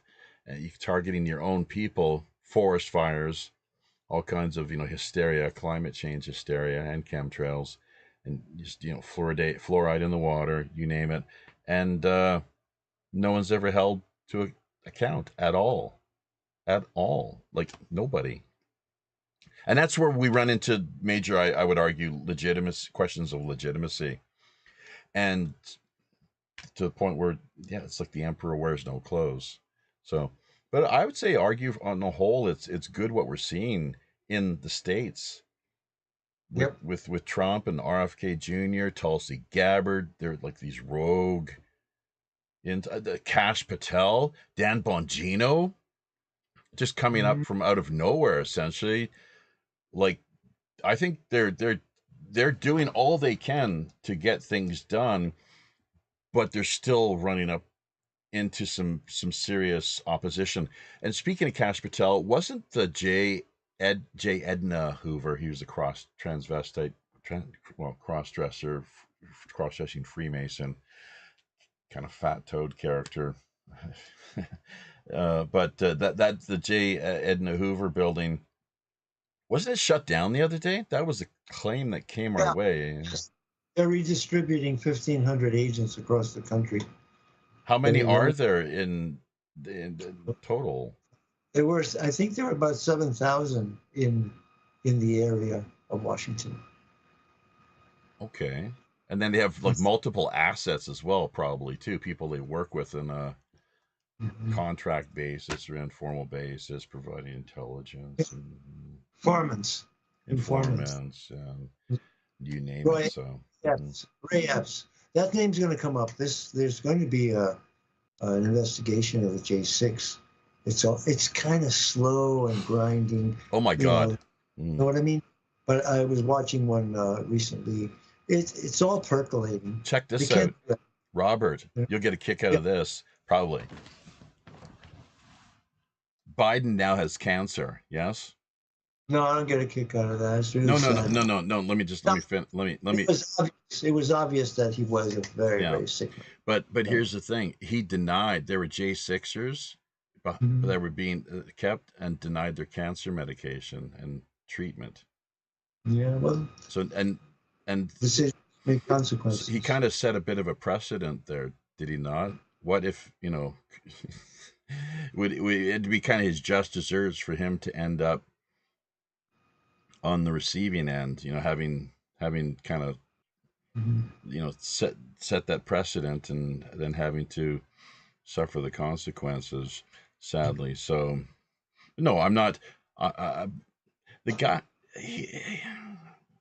I don't know. I got nothing good to say about the guy, and I'm not taking any joy, or I'm not celebrating the fact that he's got the even more health issues that were being hidden. I guess because prostate cancer, the stage it's at now, it should have been detected, and probably was like years ago, but they just There was no mention of it whatsoever. Although, did you see that one interview during his time in office where he let it slip that he did have cancer? He was, there was his reply to that was he had skin cancer at the time. All right. Yeah. And he didn't talk about prostate cancer.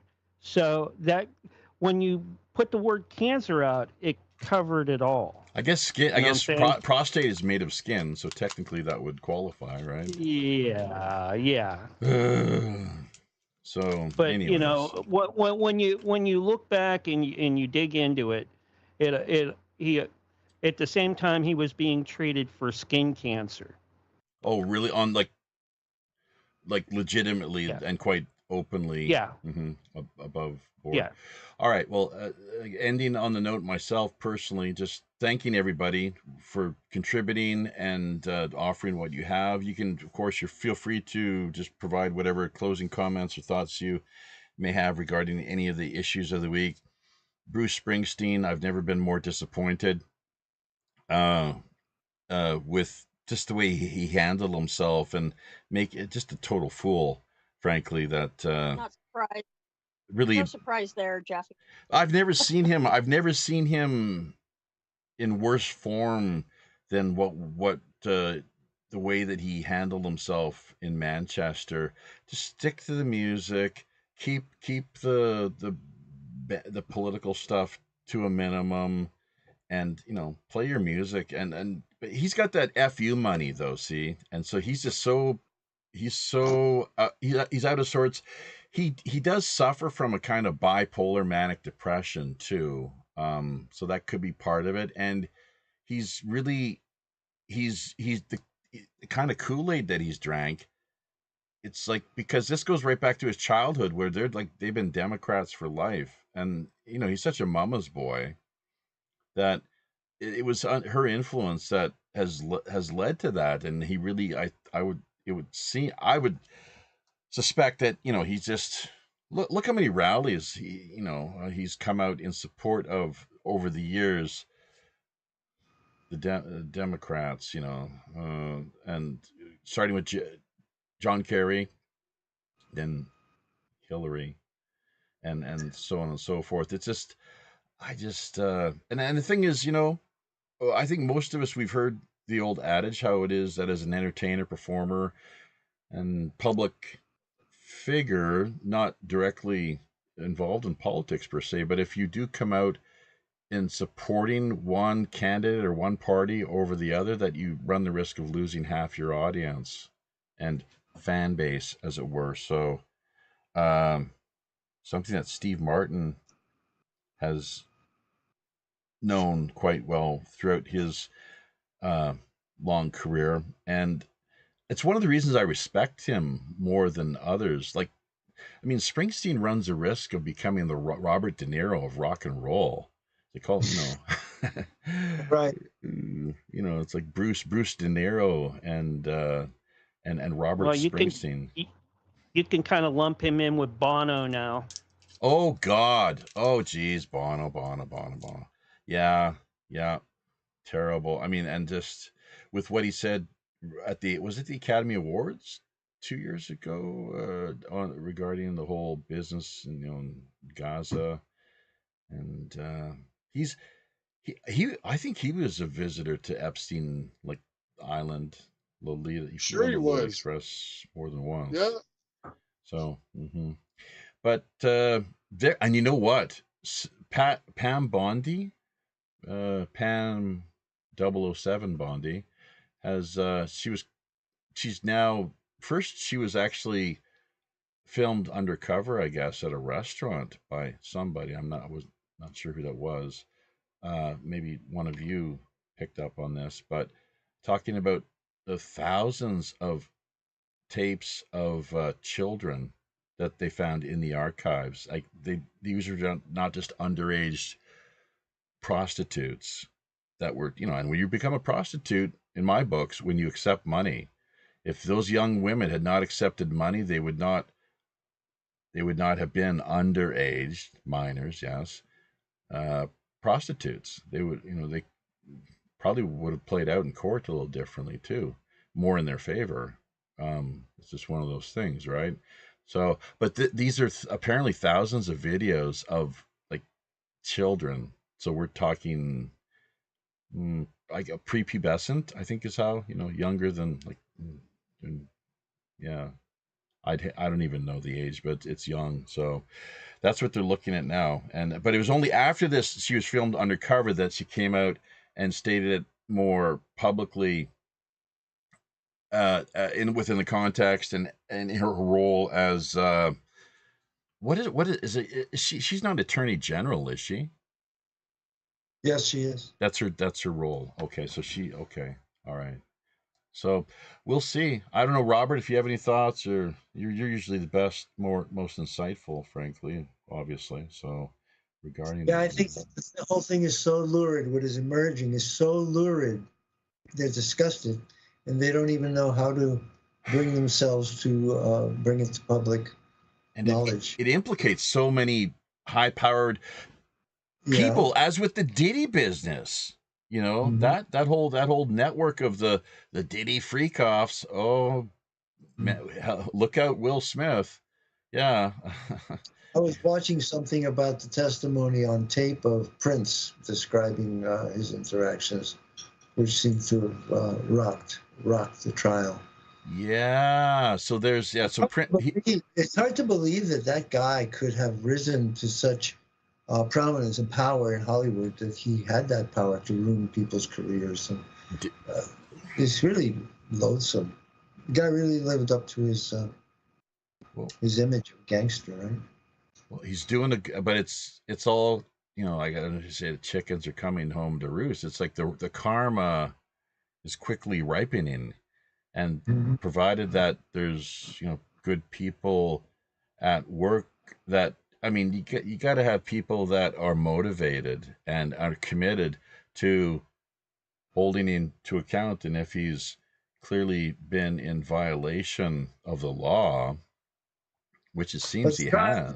In New York, the trial's in New York, and if they load the jury with a lot of black folk or leftists, it's possible that they could go against and exonerate him.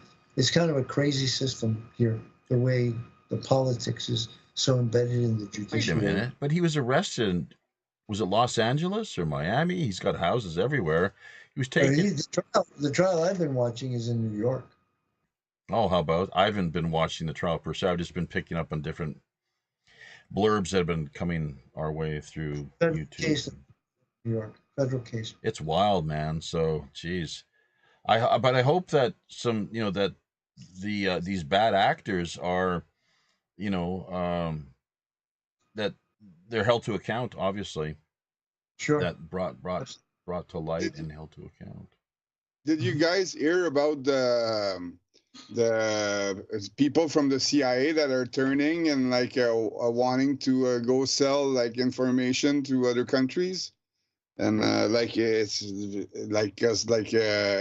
shutting down, eh? It's pretty. What's the deal there exactly? Isn't that treason? Well, people are being signed off, released from but that's kind of out of function, but at the same time it's you shut down the CIA like that without any I don't know, who's shutting down the CIA? Well, Trump. No, he didn't. Did he? Yeah.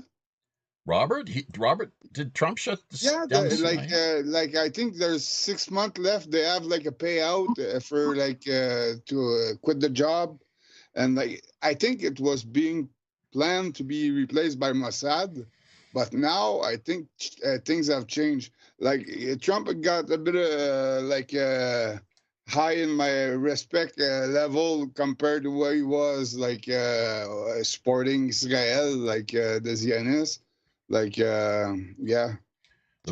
ongoing bromance with Netanyahu, maybe not as rosy as people may have thought. So it's Yeah, appearances versus reality. I saw a report yesterday, and Netanyahu is in court. He's testifying at his trial. I think his days are numbered. Excuse me, who you're saying Trump has been called to? No, Netanyahu. Oh, I see. Yeah. Okay. He's finally in the courtroom. Right. And I think that's the time that they're ready to give him the heave-ho. Well, but check. They're also in the midst, supposedly, of planning an attack on Iran. No, ain't gonna happen. Well, but there's been reports now that from high-level intelligence that it looks as if, and you can imagine Netanyahu. He's like, oh, geez, I don't, it's like, because that has been his game right from October 7th, probably September 11th, for crying out loud. The way he's been working things from behind the scenes, frankly. I mean, and to think that October 7th wasn't an inside job, the media is complicit in the whole thing. Oh, there were multiple intelligence failures on that day. That's what they want you to think. They weren't failing. They knew exactly what was happening. That's stupid. But seriously, nobody had heard about the CIA being shut down by Trump. No. No. That was like one of the first, it's not going to be shut down. Pensions versus take your pension. You quit. I think you quit and get your pension versus getting fired where you have no pension. Is that right? Right. That's what's going on, and then they're going to take and redo it from the inside. That's replaced by FBI, Patel. It's a reform. There was no there. There's it's not shutting it down.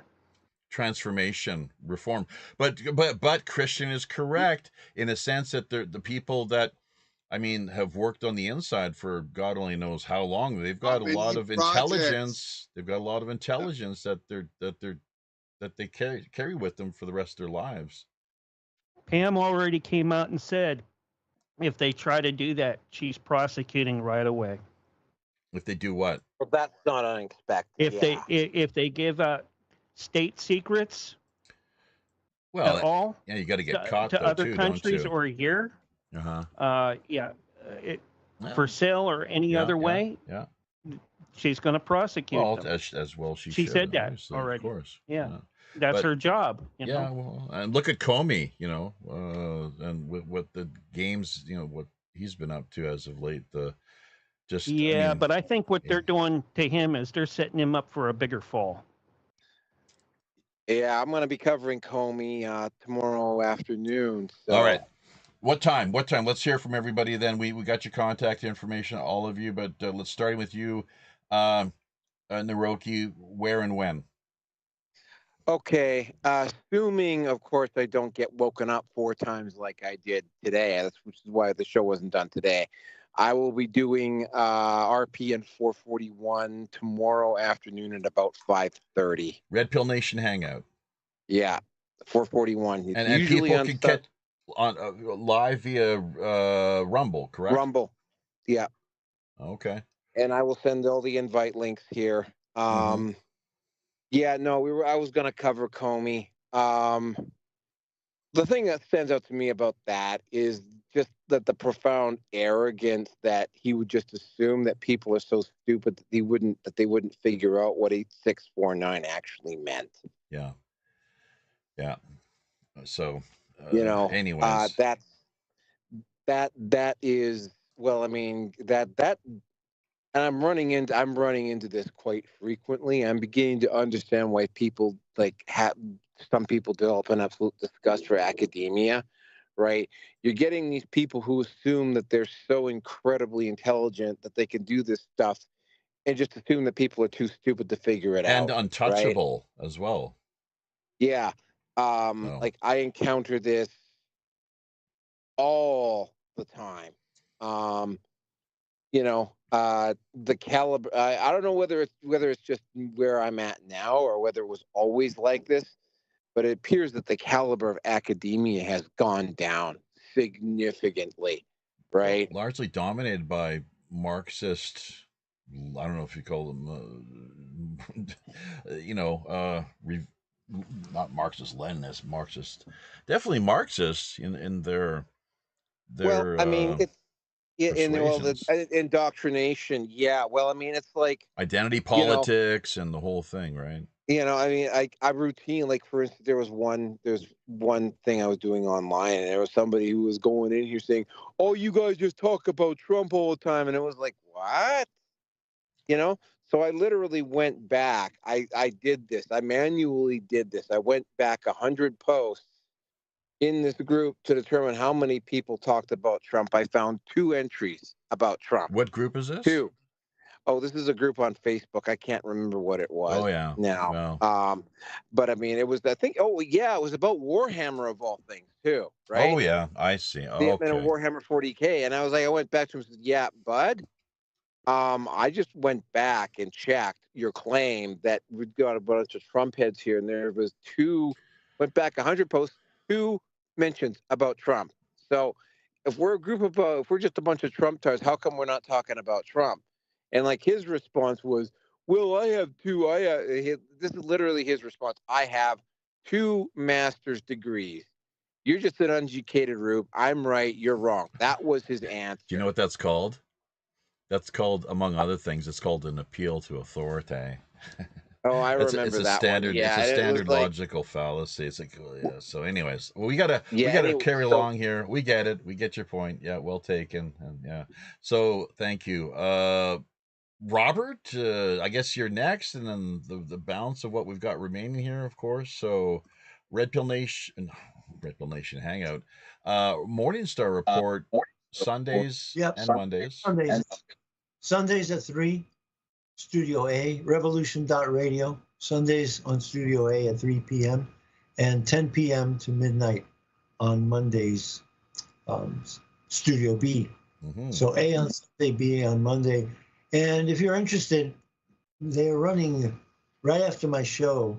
The Art Bell Show comes on the air. Oh, good stuff.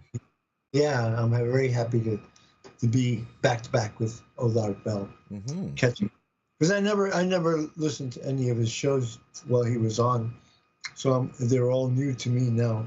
He's a great man. Yeah, you can see where a lot of us, we were influenced in many ways, by listening to him during I first started tuning in, I guess, in the early to mid 90s. Mm-hmm. So, he was definitely a hero of mine. We managed to connect on 2 occasions, and I did not deliver as well as I would have liked, but that's just the way it goes. He remembered who I was, though. There's no doubt about that. It was memorable. We had fun, and actually made him laugh. So that's worth, I guess. Well, who knows? We'll let.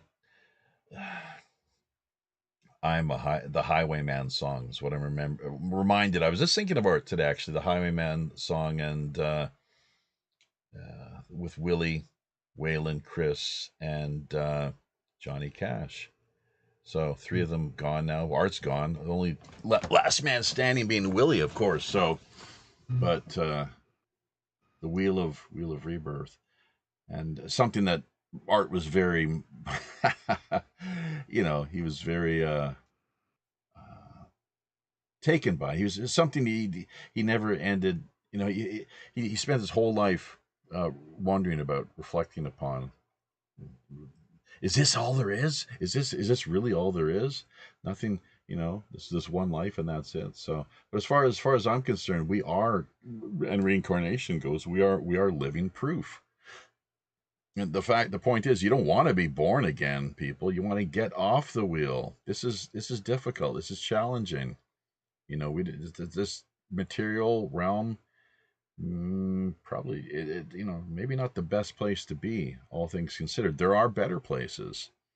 Even Socrates, reflected on this, asking, just raising the question as to whether, like, what's to say that death is such a bad thing in the end. So, and the more, of course, now we kind of have a cheat code, is what we've been presented with the NDEs, near-death experience phenomenon, that for the most part, what people testify to, it's something quite profound. and nothing to be, to spend our lives living in fear of. Although, and that's much to the chagrin of the priestly classes, which would rather have it that, that we go to our graves in total submission to them, and relying entirely this appeal to authority, rather than being able to think and feel for ourselves, relate to, I guess, have a relationship with God or the universe on a personal basis, depend on them and them alone. Something that goes back to the Tibetan tradition. It's problematic, of course, stripping down the gurus. Really famous PDF, speaking of PDFs, it's the way that so many people are sucked in the various spiritual and religious cults. So, and the abuse, exploitation that takes place, kind of like within Catholicism, similarly, to have the Buddhist lamas in the Tibetan tradition, only the Tibetan tradition, Vajrayana, but the Catholic fathers similarly. So, and hence, that's where we found the Protestant Reformation taking off, obviously, saying that you could have a direct relationship with God. You did not necessarily need to attend church and consult with your local priestly father, of whom rather it is said that the world's #1 top intelligence agency, it's not Mossad, it's not the CIA, it's not KGB, nothing of the sort. It's the Vatican. That's kind of how the story goes. So, in fact, it's to the point where those guys, aforementioned intel agencies, they go, if they want to find something out that they're not aware of, they go to the Vatican for their information to get clarification regarding certain matters and whatnot. But who else? We had Harpo here out of Coquitlam, of course. Give him a shout out. Remember, first half hour of consultation with him is it's called Solarium Counseling. First half hour is totally free, complimentary. Speaking of which, we've got actually a sponsorship deal in the works, believe it or not. Breaking news here, folks. And we have more to say regarding this, hopefully, as things evolve. But it would stand, the product that we will offer, and it is a product, maybe actually a series, a line of products, stand to help and benefit people suffering with things like anxiety, PTSD, and the like. So that's about all we'll say regarding that whole business for the time being. But yeah, Harpo's Solarium. Christian Laterreur.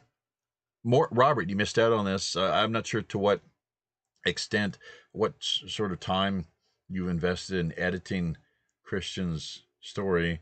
He did mention something along those lines, but we're thinking to be best for somebody, maybe us, I guess, for just copy and paste, run it through some AI editing program or technology, which the wife here tells me is doable. So yeah, that would be great. Like just because like I'm not like English either, eh? So like I can work properly and all, but like to do all the book, like like a book, like you guys are better than me for that. Like my stories there, it's all like well detailed and all. Like it's just not like put in a book way or whatever you. Yeah. How would you say l'édition français aussi? Yeah, and French is better. Yeah. Yeah. Meilleure chose. I don't know what the hell. I need to brush up. Robert's French is, I think, better than mine, actually. I like the book. It needs a little work. paragraphs, and as I said, I wrote to you about it. I don't think it was a good idea to make it all capitals because it's really hard. Oh, to... yeah, the font. That's right. That was done like because like some sections, like I was writing, it was a rough. It got corrected like that, and all like. So yeah, we just have to like a few times do it through like AI, probably like just like take off all the caps. Or you can get Grammarly too. They can get some basic things done on Grammarly as well. Yeah. Do you have that program? I have the program. I haven't. Back when I first started, I was doing the Red Pill Nation blog, not the show. I use Grammarly all the time. Okay. Well, we'll talk more about that later, I guess. Thank you for that heads up. Appreciate it. Mark and Sonia. Mark, your next show is when, did you say? Tomorrow, starting at 6 p.m. Eastern. Live streaming via what platforms? Live streaming. We are going to be on TMV Cafe, Pyramid One Network, Studio B and C, Nemo TV, Facebook, Twitch, Kick, DLive, Beam, Rumble, Party, and Telegram.